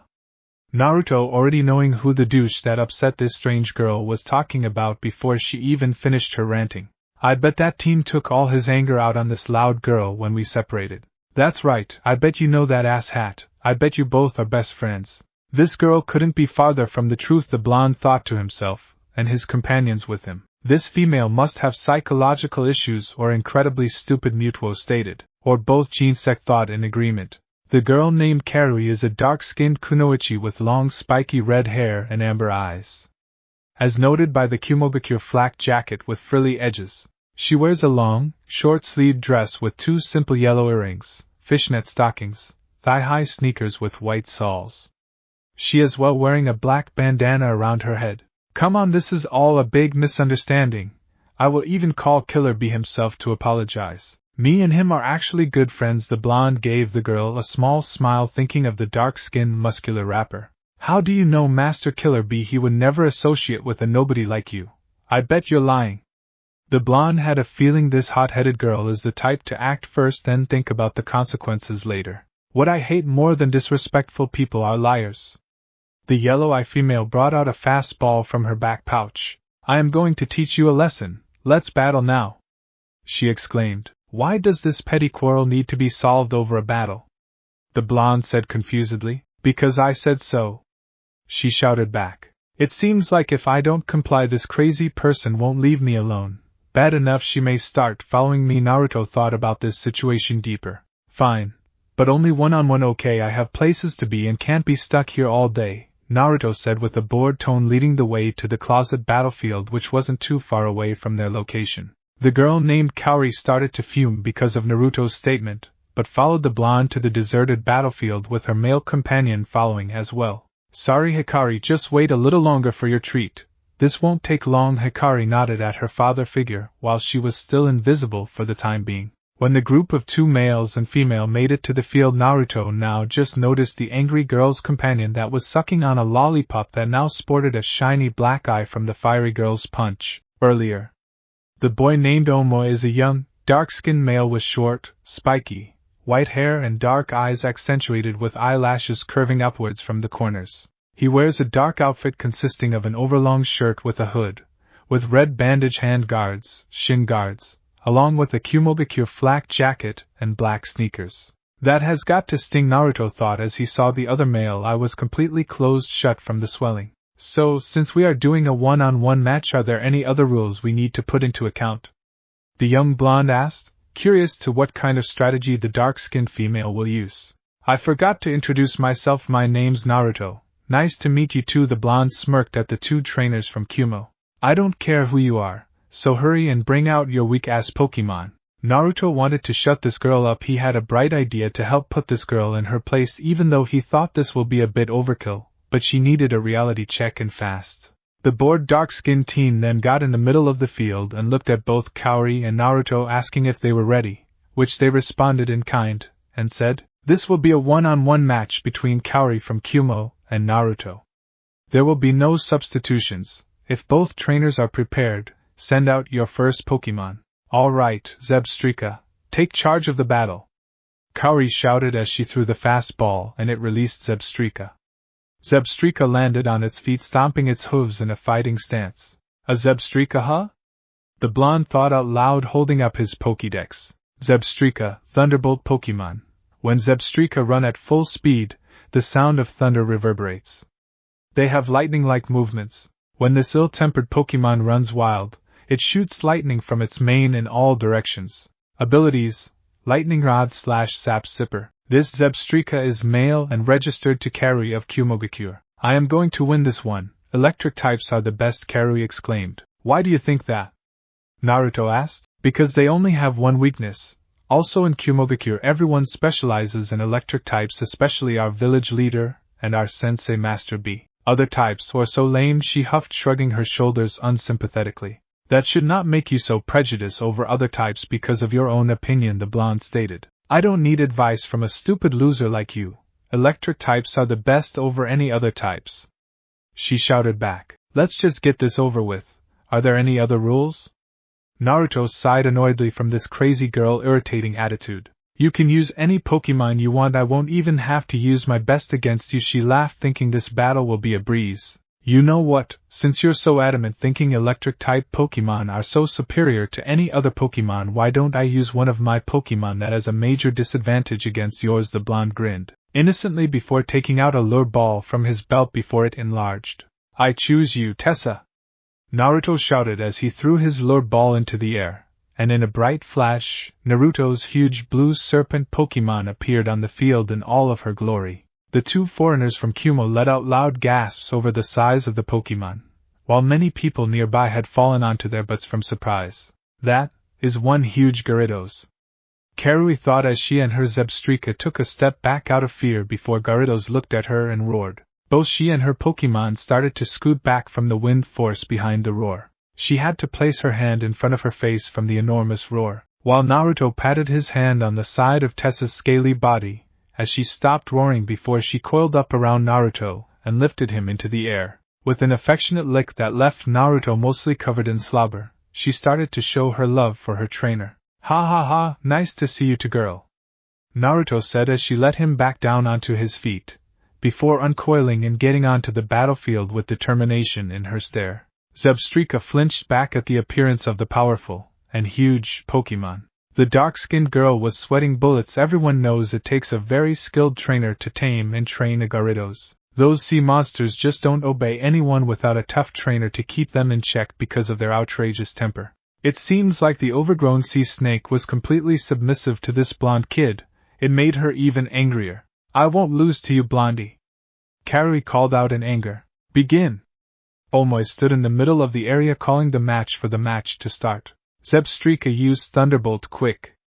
The electric zebra becomes surrounded by yellow static and it releases multiple bolts of yellow electricity from its body at the sea serpent.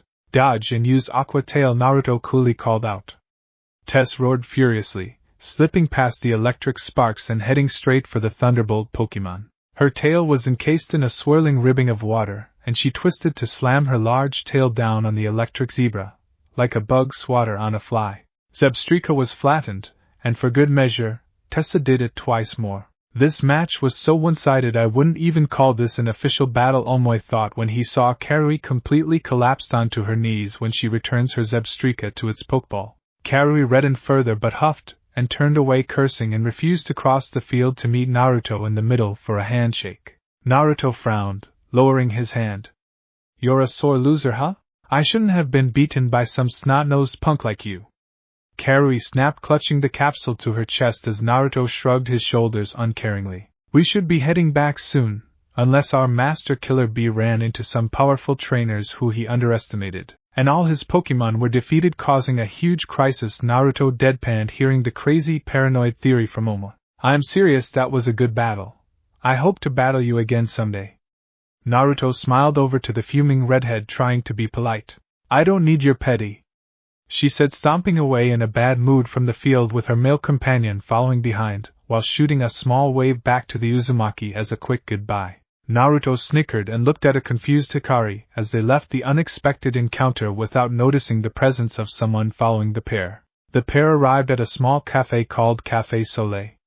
The blonde teen sat in the back corner of the shop away from prying eyes as Hikari stuffed her cheeks full of cake without anyone noticing. The coffee table in the corner of the shop was concrete with sand embedded in the top. It always reminded him of the sandy beaches of the Alola region. The coffee table was a round tin tray on legs. The surface was brightly painted, doubtless once perfect. Upon it was the image of a fletchling in snow, a symbol of life amid the cold. The table legs were iron rods curved at the base, rising upward, somewhat organically. Naruto glanced at his wristwatch. There were only a few minutes until dinner time. At his side sat a forgotten coffee mug, long since devoid of warmth. The sounds of the busy city folks droned on, but the blonde was preoccupied, His eyes glazed over, spotting cake crumbs and smears of icing were all that remained of the once triple-layered Victoria sponge. He ordered for the small Pokemon. Hikari hurriedly finished her snack before lifting herself to snuggle back into the blonde teen's cloak in a relaxed manner. Naruto cleaned the coffee table hurriedly, intending to finish the rest of his coffee and leave the overly crowded city, but snapped his gaze over to the approaching sound of high heels stopping in front of his table. "Hello, young man, may I join you?" The mystery woman was wearing black straight-legged trousers, a long black coat with a V-neck and a white shirt with a pink scarf. Her outfit is finished with black kitten heels, an excessively large black sun hat, and overly bulky rim-tinted lenses hiding her eyes. "Of course, please sit." Naruto bit the edge of a smile when he got a funny idea in his head, a vain attempt to keep his grin at bay. The intention behind his perking lips wasn't something that could easily be ensured. When the mysterious woman got comfortable at the table sitting down her dessert plate, the blonde decided to start up the conversation. "What brings you here, ma'am?" Naruto asked, smiling while tracing his fingers around the rim of the coffee mug calmly. "Oh, nothing special. I just happened to be nearby when I saw the lovely desserts in the display window and had to have a taste of the latest sweets." She brightly smiled, taking in a mouthful of buttercream and strawberries. The unknown lady's cake was an elegant strawberry thyme cake, with alternating layers of strawberries and vanilla buttercream, and then decorated with rich golden icing, candied citrus, and sprigs of mint to top it off. "Well, it is a real pleasure to finally meet you face to face." Diantha, the mysterious woman's mouth were frozen wide open in an expression of stunned surprise, and although she was staring straight at the blonde teen, she appeared not to notice him at all. Diantha pushed down her sunglasses a bit to show her light blue eyes, and violet eyeshadow under the dark shades. After she got over her shocked expression, she started to pout, thinking she could meet this blonde with him knowing her secret identity. "How did you know it was me?" She folded her arms, pouted her lips, and waited for an explanation as the blonde snickered, ruining her masquerade. "I could tell you were following me for quite some time when I passed by that shop display, and how I knew it was you to begin with, I used my aura to sense you. After all, I am an aura guardian, by the way." Diantha's eyes grew again as she looked at Naruto in awe, wondering how one so young could achieve this level of talent.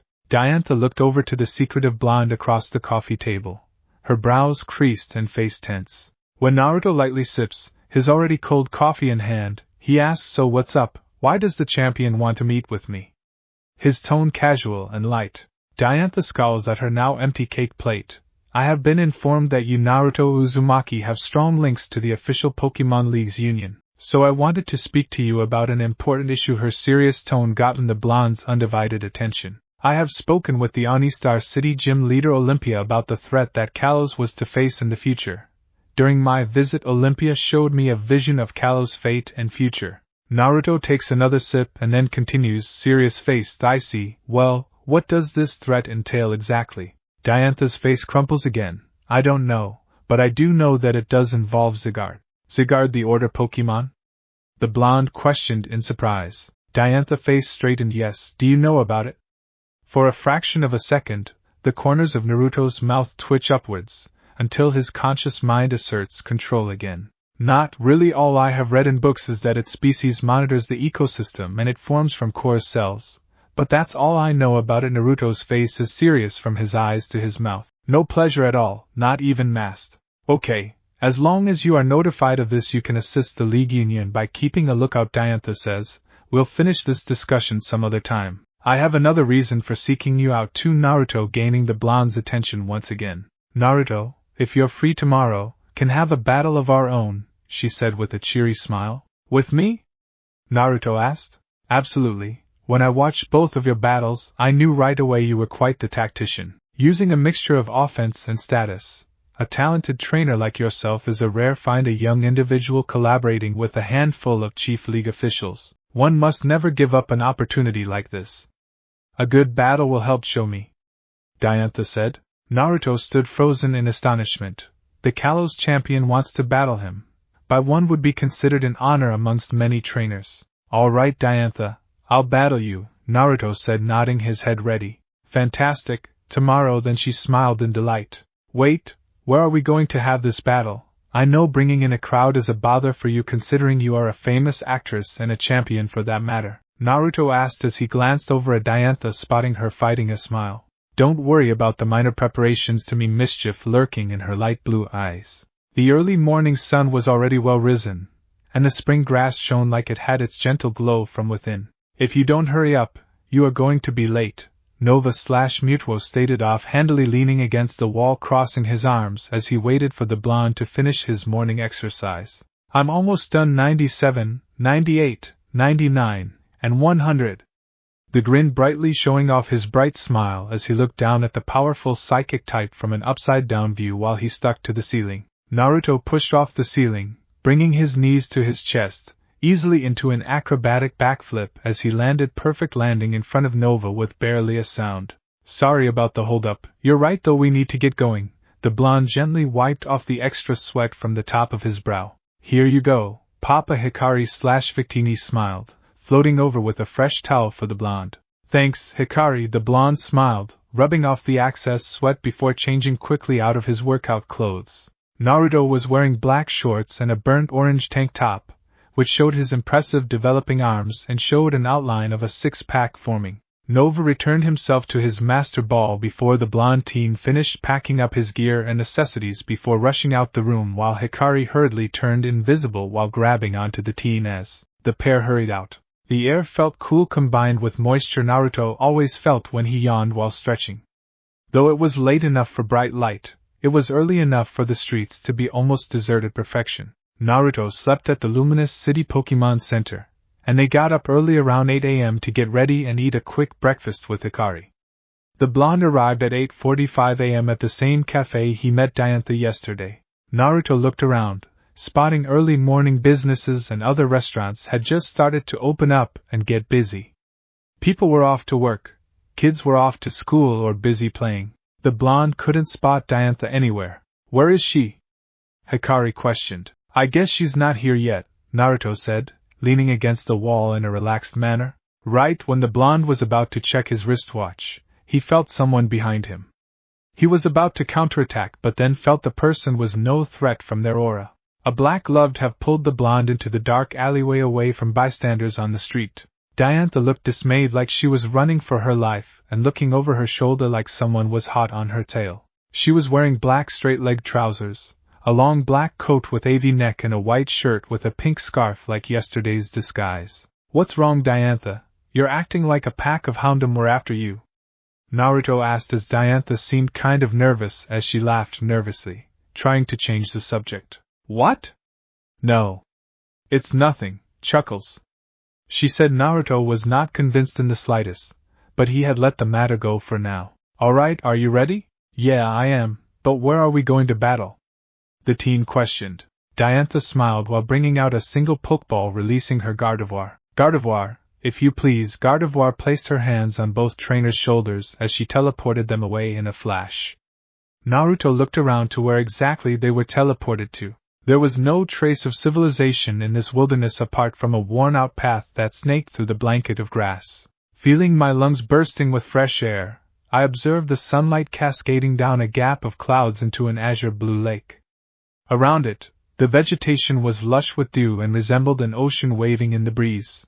I could have easily teleported us away from the city if given the opportunity. But this is fine too, better to keep everyone guessing. The blonde looked back at Diantha, nodding impressed. Wow, this place is amazing. Where are we exactly? Asked as the blonde tilted his head up, spotting a path fade into a void of mist and bare twigs. This is a small area just outside of Luminous City. The other paths continue on to Route 5, leading to Versant Road, she explained. Also, don't worry about other bystanders seeing us. I made a few phone calls to have this area off limits for a few hours, so please go all out, she stated in a confident tone as Gardevoir stepped by her side on one side of the path. I promise not to disappoint you, Naruto said as he and Diantha stood apart from each other and got ready to battle. I know you won't. I caught a bit your battle yesterday. I must say I'm impressed. Not many trainers can battle the way you do. Naruto scratched his head sheepishly. So, since we are the only ones out here, what are the rules to this match? The young blonde asked, putting down his bag to the side. Naruto sensed that Hikari was at a safe distance away before looking toward the Kalos champ. Let's make this a little interesting. How about instead of the traditional one-on-one, how about we have a double battle? We will be restricted to 2 Pokémon only. Will you accept these conditions? I'm totally fine with that. I barely have gotten any sleep last night because of I so psyched for this match. Naruto grinned, bringing out his dusk ball. Gardevoir, stand by. Gudra, let's go. Tossing a single Pokeball and releasing the Pokémon within as Gardevoir entered the field elegantly ready to battle. A bipedal dragon Pokémon with snail-like traits. It has a plump light purple body with a round dark purple underbelly. It has vivid green eyes and 2 green spots on either cheek. Its thick green spotted tail curls inward, resembling a snail's shell. Gudra has a pair of large retractable horns atop its head. Naruto was curious about what the Kalos Champions Pokémon were capable of and therefore brought out his Pokédex. Gudra, Dragon Pokémon. This very friendly Dragon-type Pokémon will hug its beloved trainer, leaving that trainer covered in sticky slime. It attacks with retractable horns. It throws a punch that's the equivalent of the force of 100 pro boxers. Abilities: Sap Sipper / Hydration. This Gudra is female and registered to champion Diantha. Naruto thought for a second, putting away his dex before snatching out his friend Ball from his belt. Taurus / Salamence, Kaiges / Jengar, come on out. Toru gave the Diantha an uncaring glance before lovingly nuzzling up to Naruto while the cackling ghost type gave the blonde teen a sloppy lick before slowly hovering above his trainer, and the dragoness. Sorry, the blonde said, getting his Pokémon onto the field eagerly. It's no problem. I enjoy seeing Pokémon displaying the love they have for their trainers. It's a wonderful sight to see. You may start, Naruto, Diantha stated, letting the blonde start off the match. Alright then, Toru Dragon Claw on Gudra, Kaze up in the air and pelt them both with Nightshade. Toru's claws glowed green as she charged toward the gooey dragon. Kaze sped above the field, unleashing a trail of black lightning from both palms at his opponents. Gardevoir, used Psychic. Gardevoir swiftly dodged the black lighting, then expelled a violet aura as it targeted both Pokémon. She hurled both Pokémon away a few feet. Kaze quickly straightened out first before returning to the battle, but when the gooey dragon left Kaze's sights, he focused his attention on the graceful fairy type. Toru hurriedly unfurled her wings to stop her body from being flung away further. Unfortunately, just as she somehow managed to steady herself, Gudra had already arrived right before her face. Gudra Thunder Punch!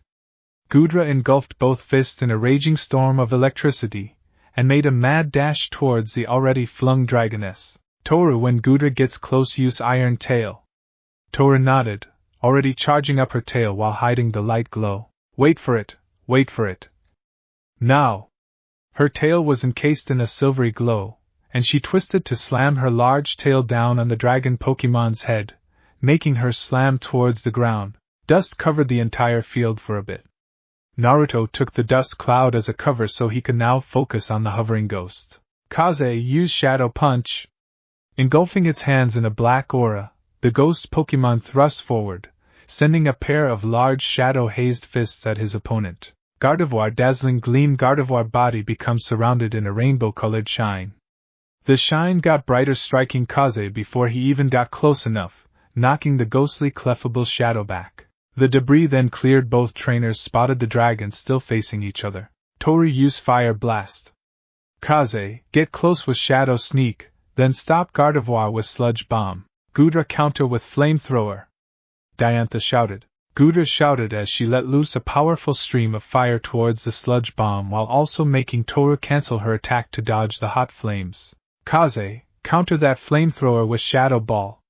Naruto shouted as Kaze fired a dark orb hitting the flamethrower. The two moves battled for dominance, but the flamethrower had more power and bashed right into the black sphere and hurtled straight towards Kaze. Kaze, dodge it! Kaze managed to move back to avoid the tremendous blast but got hit in the side. Naruto made sure Kaze was okay before directing his attention back on Gardevoir. However, to his shock and confusion, Gardevoir had disappeared from her position. What? Exclaimed Naruto, Kaze bearing a similar reaction. Psyshock now jumps into the air and puts her arms out in front of her. She then formed a mass of thick light blue energy and fired it at Kaze. When it hits the ghost type, it explodes, pushing him back. You took your eyes off us. Diantha teased. Yeah, my mistake, it won't happen a second time. The blonde countered back. Kaze, charge up a shadow ball and make it a big one.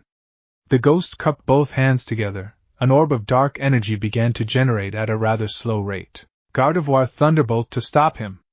Unleashing a trail of lightning from her body, Gardevoir motioned the sparks of electricity to follow the speeding shadow Pokémon. Kaze, however, was more skilled in aerial combat and easily maneuvered around the bolts of lightning. Toru, earthquake now! Naruto shouted as Toru stomps the ground with her feet, causing the battlefield to shake violently. Gardevoir and Gudra both were hit from all angles by the violent tremor. Gudra, protect Gardevoir with muddy water! Diantha shouted as Gudra glowed light blue, releasing spirals of brown water from her body protected her partner while turning the entire field into a thick marsh. Naruto knew Diantha did this now, seeing if Toru did another earthquake she would slip and fall into the damp earth.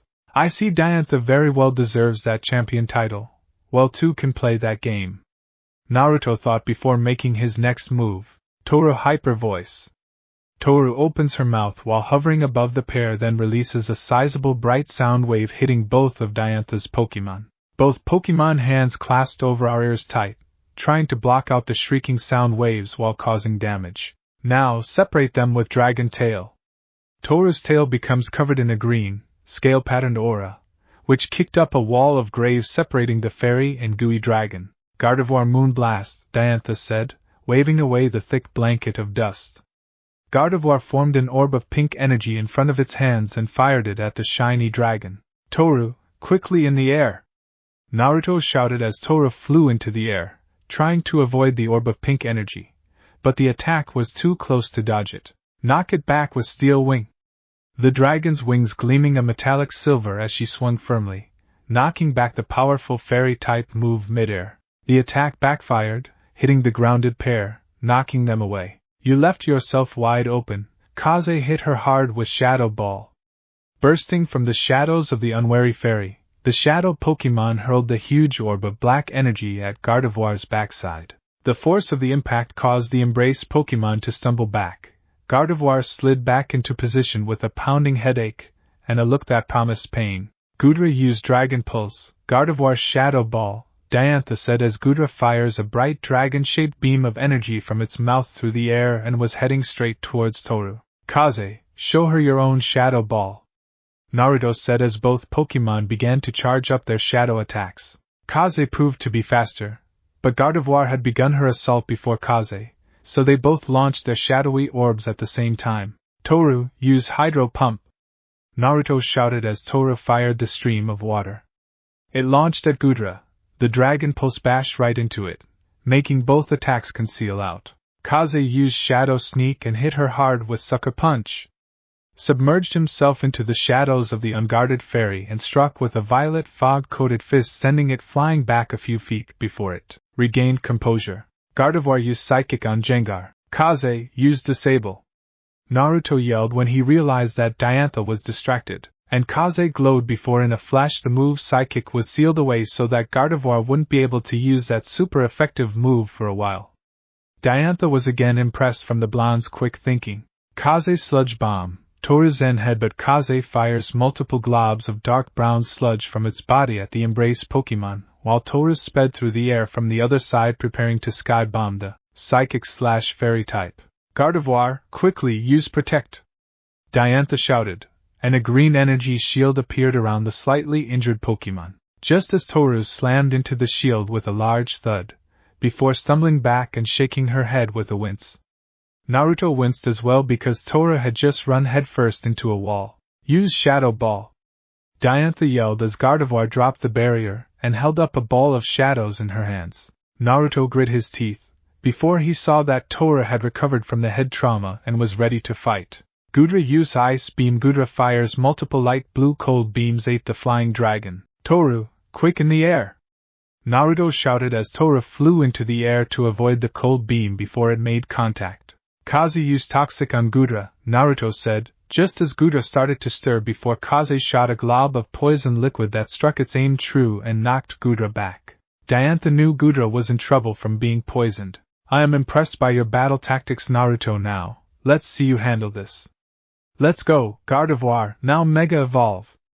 Naruto could feel the gem started to react to something inside of Diantha. Naruto could feel the gem began to respond to something inside of Diantha.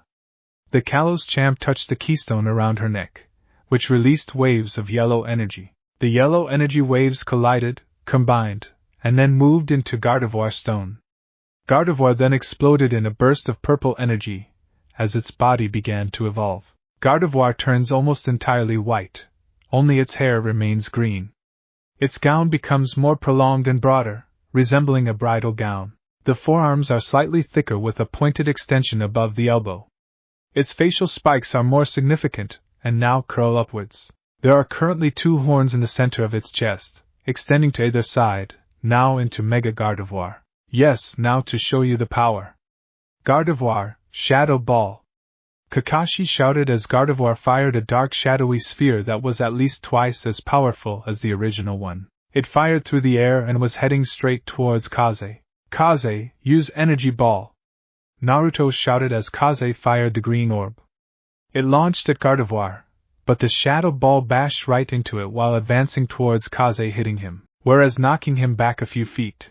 Diantha thought that Jengar would finally go down while that hit, but suddenly felt an unusual reaction coming from Jengar, as it chuckles darkly. With wide eyes, she saw Jengar opening his mouth, showing off a smaller gem on his tongue. You're not the only Mega Pokemon on the field, Kaze, let's show her.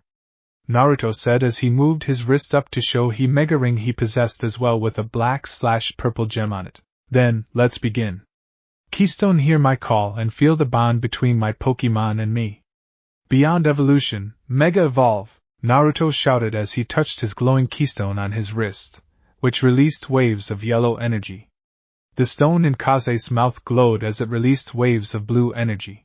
With the 2 gems glowing, Jengar was surrounded by an aura that engulfed his body with white energy flowing from Naruto and Jengar. Kaze then exploded in a burst of purple energy, as its body began to evolve. The spikes on its body got larger. The power extinguished, and the Mega Stone had absorbed into Kaze to Mega Evolve it into Mega Jengar. As Mega Jengar, a portion of its body sinks into the ground and its arms and tail lengthen. The lower parts turn a more reddish purple, and a third eye appears on its forehead. This new unblinking eye is oval, yellow, and allows it to see into other dimensions.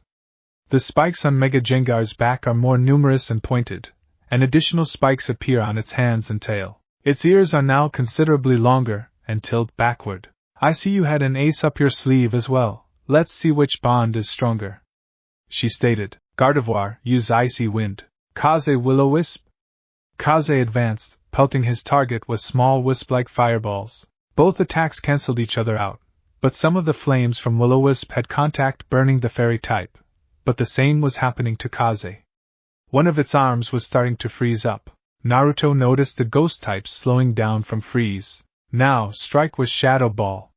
The fairy flung the black orb at the ghost Pokemon. The speedy attack hit made contact by the chuckling ghost types still held on. Kaze used Shadow Sneak.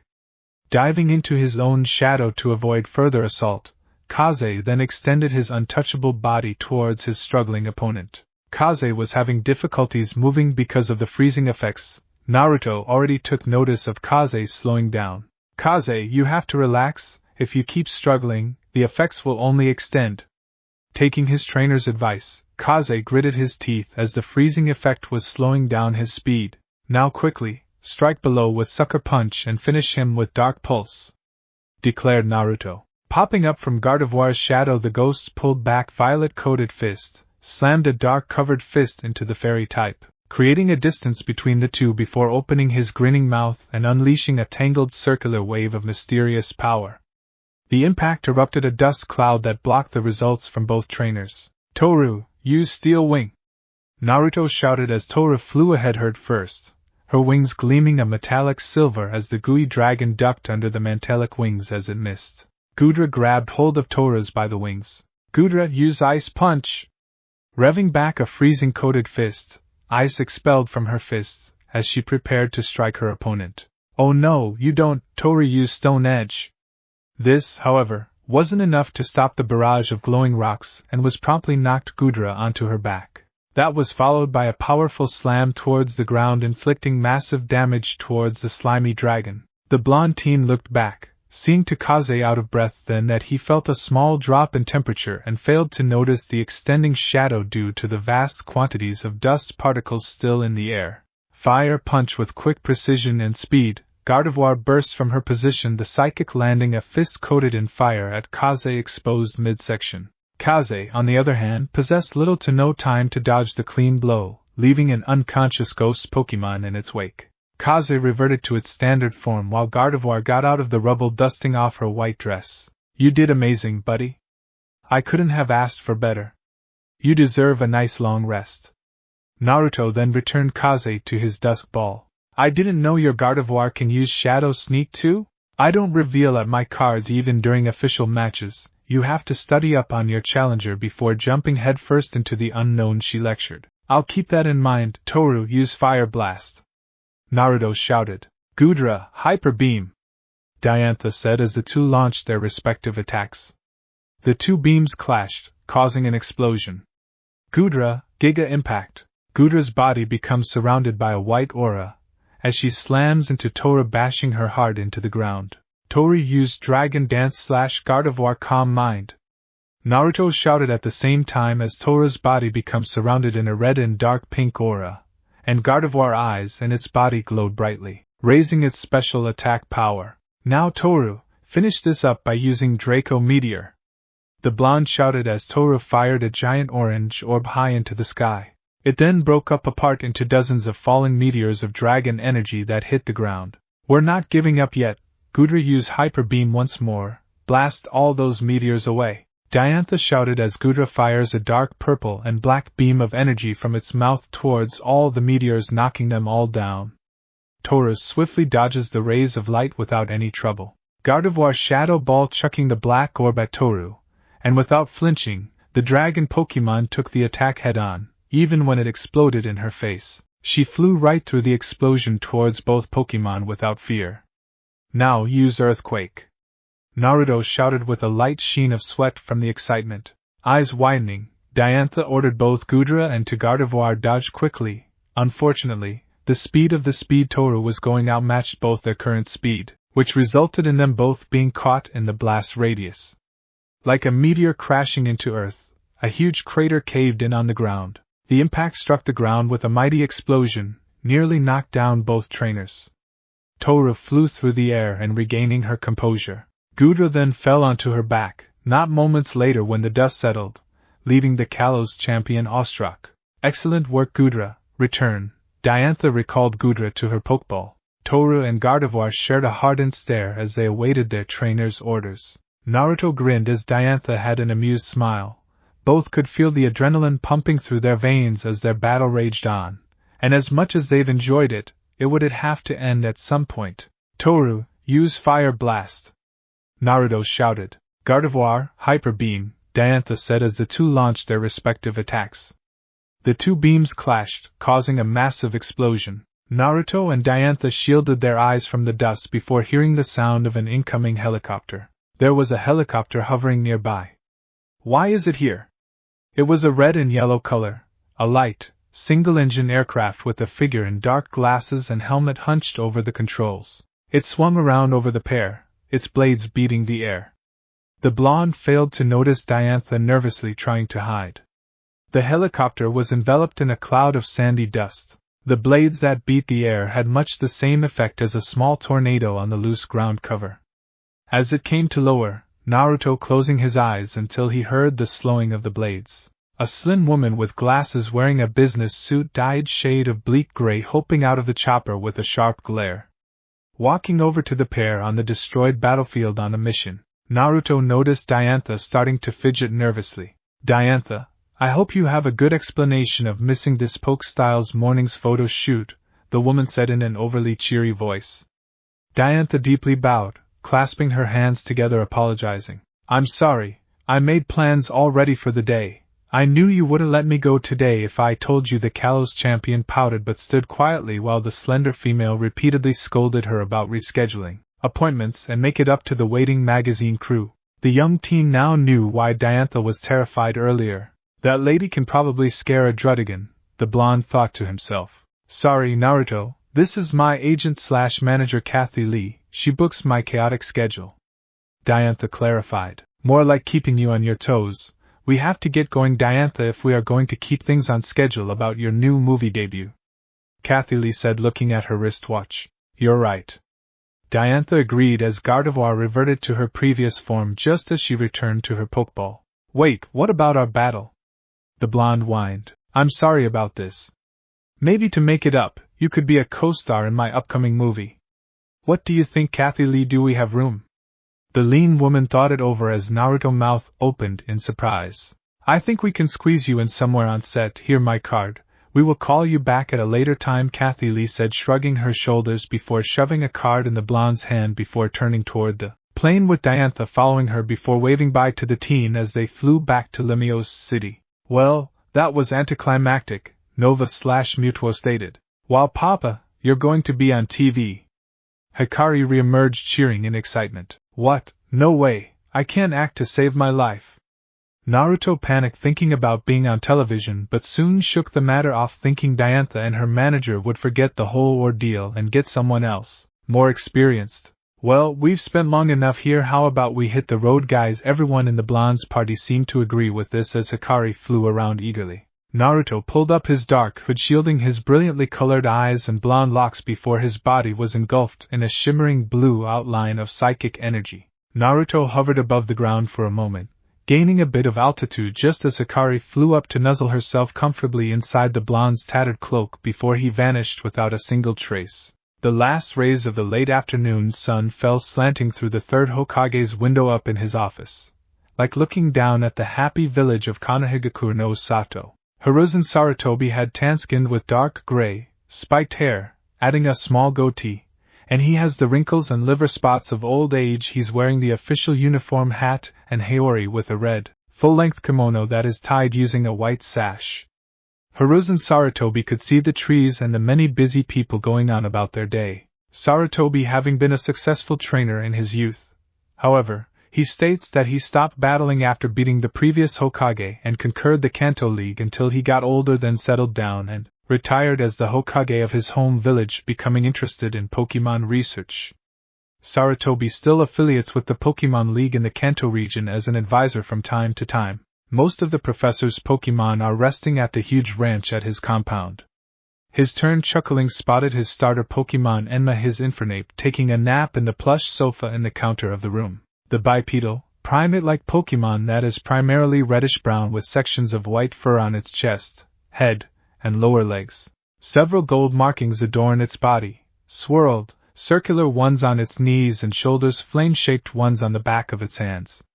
On top of its head is an enormous flame, which is never extinguished. How time flies by. UI old friend Menma opened one eye to look at his trainer, grunted before lazily going back to his afternoon nap. The old man chuckled, then heard a firm knock from the wooden door. Sarutobi stared at the window, unmoving. You may enter. A small reply came from the other side before pulling open the door. The man, on the other side, was of average height and build. He has brown hair that he keeps in a ponytail, dark eyes, and a scar that runs across the bridge of his nose.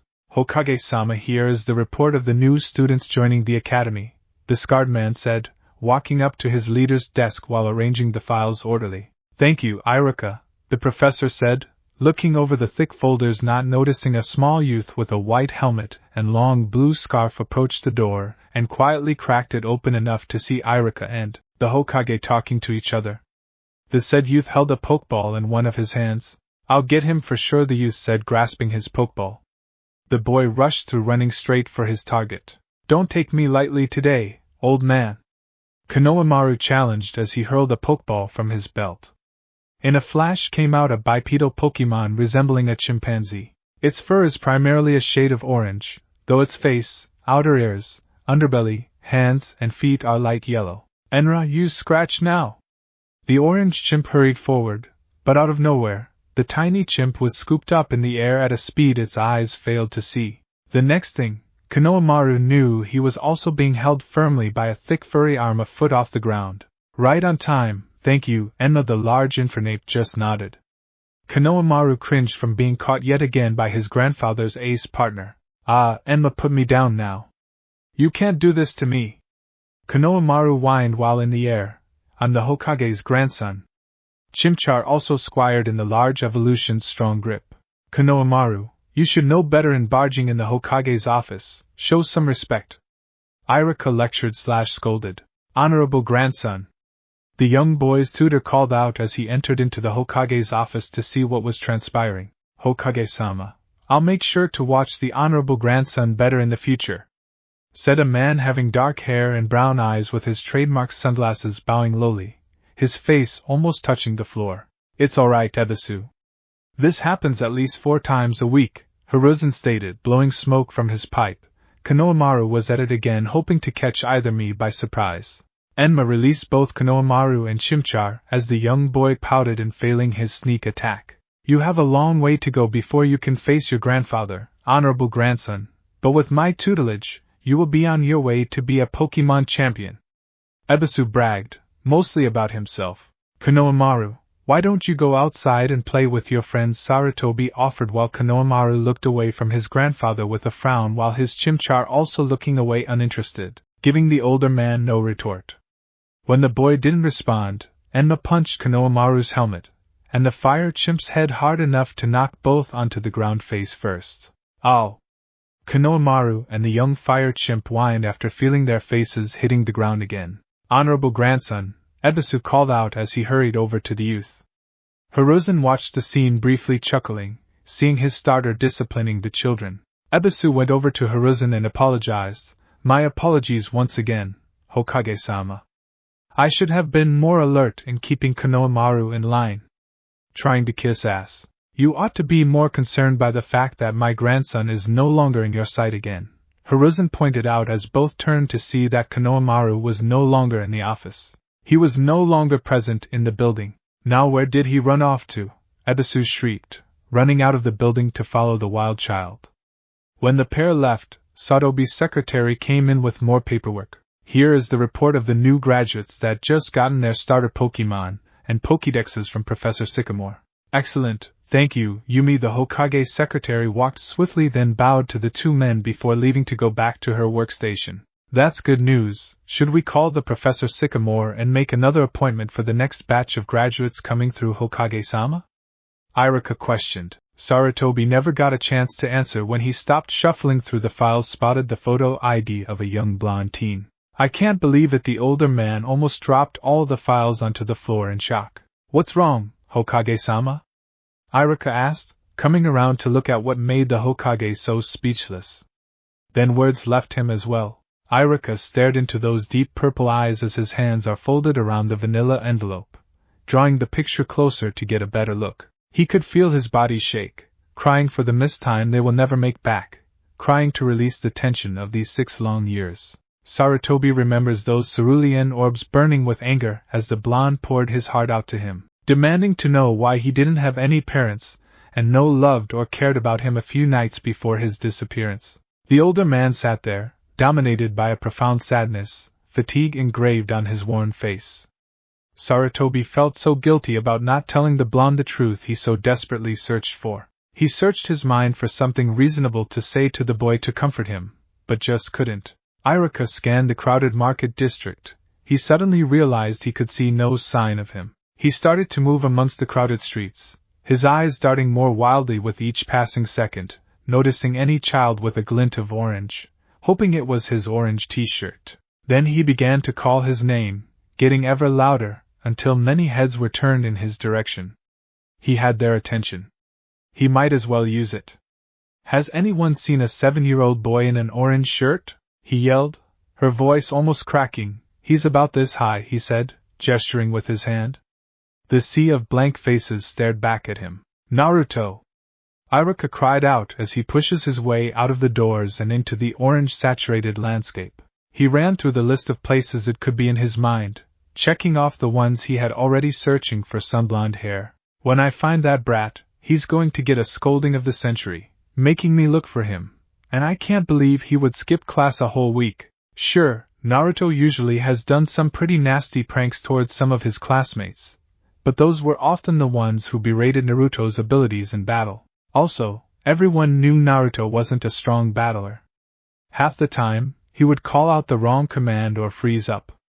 Naruto knew what everyone judged him. Iruka then went to the boys' home thinking maybe the blonde went home already. The distressed sensei ran toward the boys' home about to scold the blonde for skipping class but then noticed the door already pried open. The rotting wooden door creaked slowly open, and echoing footsteps invaded the silence that hung like a cloak around the apartment. A thick carpet of dust clung to every object, the rays of light shining through the shattered glass windows catching on the particles suspended in the stagnant air. He moved deliberately, dust billowing into clouds as he passed.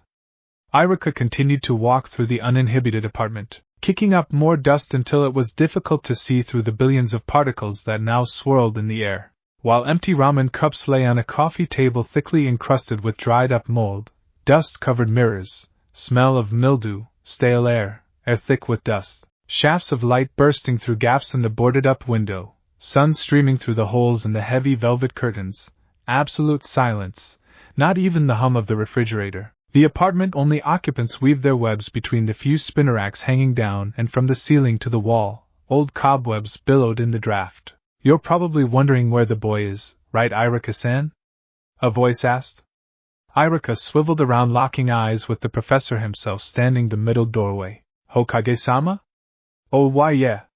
Do you know where he went? His apartment looked like he's been gone for months." Iruka stuttered. Sadly, Sarutobi, without bothering to look at the worried teacher, the old professor turned away, refusing to look away, even as his lips trembled, and his shoulders heaved with emotion, unwilling to back down.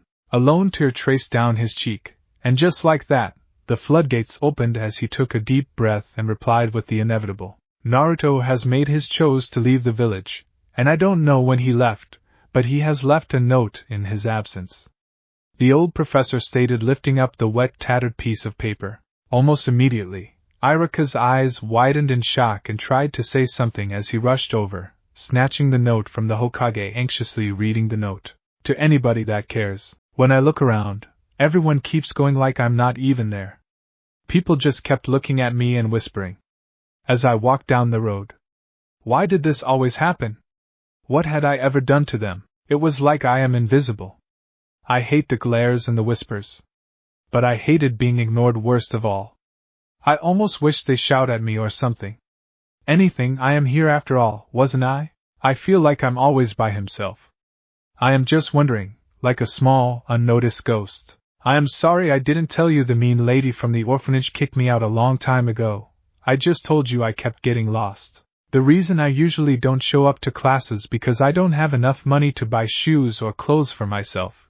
No one would sell me anything except rags out of the garbage. Everyone always laughs at me because I don't have clean clothes to wear. I don't mean to make Iruka-sensei angry. He at least notices me, even if he yells at me all the time. When I try to play with kids my age, they looked at me and ran away. I try to make friends every time, but the adults take them away. They didn't even say anything. I wish they would do something, anything. Does no one see me? I'm sorry, I put on a fake smile to hide my pain. The reasons are I don't want to worry anyone. However, the pain is becoming unbearable. It hurts now to even fake a smile. Please don't try to find me or make me come back. I don't know how long I will be away. I hate this place. You will find all my clothes in the dumpster at the convenience store by the park. There is a spare key to my place. I won't be needing it any longer. Tell the landlord that I will no longer be living there? I bet he would be overjoyed to see me gone. He overloads my rent all the time. He says I'm bad for business every time he sees me. I'm sorry I didn't tell you, Gramps. Also tell old man Tucci and I am that I'm sorry and I am going to miss their delicious Ichiraku ramen. I don't know if you even care, but you have to understand that I have to do this. From Naruto. Iruka's eyes drip with tears. The walls that held him up just collapsed. Moment by moment they fell. Salty drops fall from his chin, drenching his shirt. Hokage-sama, we need to call the police. He is just a child. We have to find him. Iruka demanded desperately. Iruka, enough. Sarutobi raised his voice. His eyes were with a sad rage that Iruka has never seen before, and that shut him up. Sarutobi's shoulders were slumped, and his eyes cast down in a mournful gaze. Let the boy go. I think it's better for him this way, Sarutobi stated, whipping his tears away. Iruka was trembling, pressing his hand against the ragged walls of the abandoned apartment wall, shaking. I know Kushina and Minato will never let me get away when I pass over. Arceus, please let that child be safe, the old man prayed.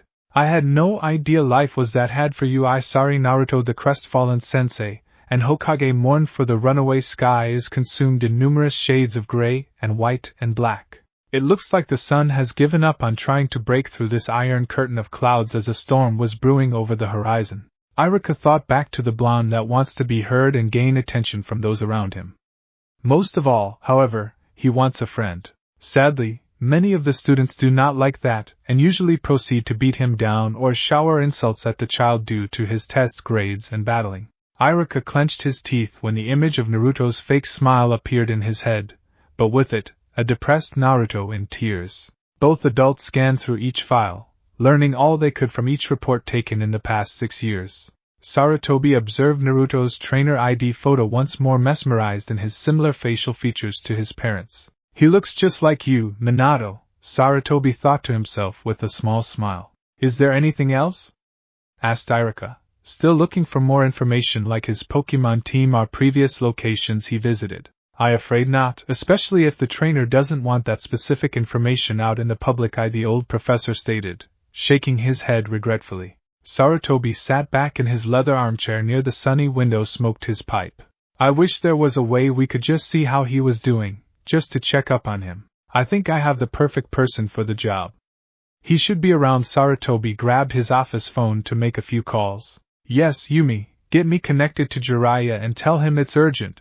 No excuses, the Hokage demanded. Naruto diced a few carrots in the cutting board, then slid them into the murky brown liquid inside the pot before grabbing a pinch of Tamato berries, slicing them into even squares. The teen smiled, seeing Hikari and Thor working together and setting the table for dinner as his other Pokemon waited until dinner was served. He looked to the sky, spotting the sun cast its golden rays down upon the clouds of billowing smoke, turning them bright red, fire red. Okay guys, almost. The blonde did not get to finish his reply before hearing Menma/Zoroark's stern voice inside his mind. That's strange, Menma doesn't usually have any issues during patrols?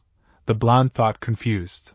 Menma, what's wrong? There is a strange human male that breached the illusion barrier in my sights. Naruto knows Menma's illusions are sometimes dangerous. However, the blonde told her while the whole team is out in the open, keep her illusions spell brief to passing travelers who get too close. The blonde knows his would have a huge red target on his back. He starts showing off he has a cluster of legendary Pokemon in his party. Menma illusion only shows the viewer what they want to see until they eventually forget the incident and leave. But whoever this individual is too far into the Dark Fox's spell and is probably trapped inside their mindscape.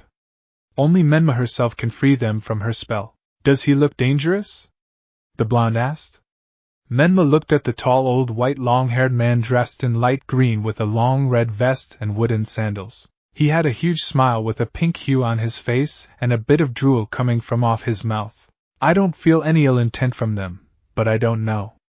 Something about this human makes me very irritated. She grew irritated hearing the old man let out a perverted giggle. Naruto's sweat dropped, heard her annoyed tone. Naruto immediately teleported to her location, spotting the tall white-head man on the ground in a puddle of his drool, giggling happily in his blissful dream. Naruto checked the old man over to make sure he was unharmed. Shall I dispose of the body?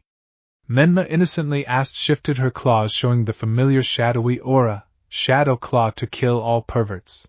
No, we are not going to kill him.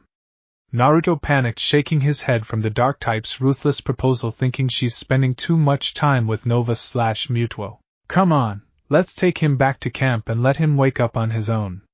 It will be dangerous to teleport his body while he is unconscious, the teen suggested. If that is what you wish, Naruto, the Black Fox sighed, retracting her claws as she dragged the red-faced pervert by his ankle, not at all caring about the pervert's clothes getting soiled in the rocks and filth, while following the blonde teen.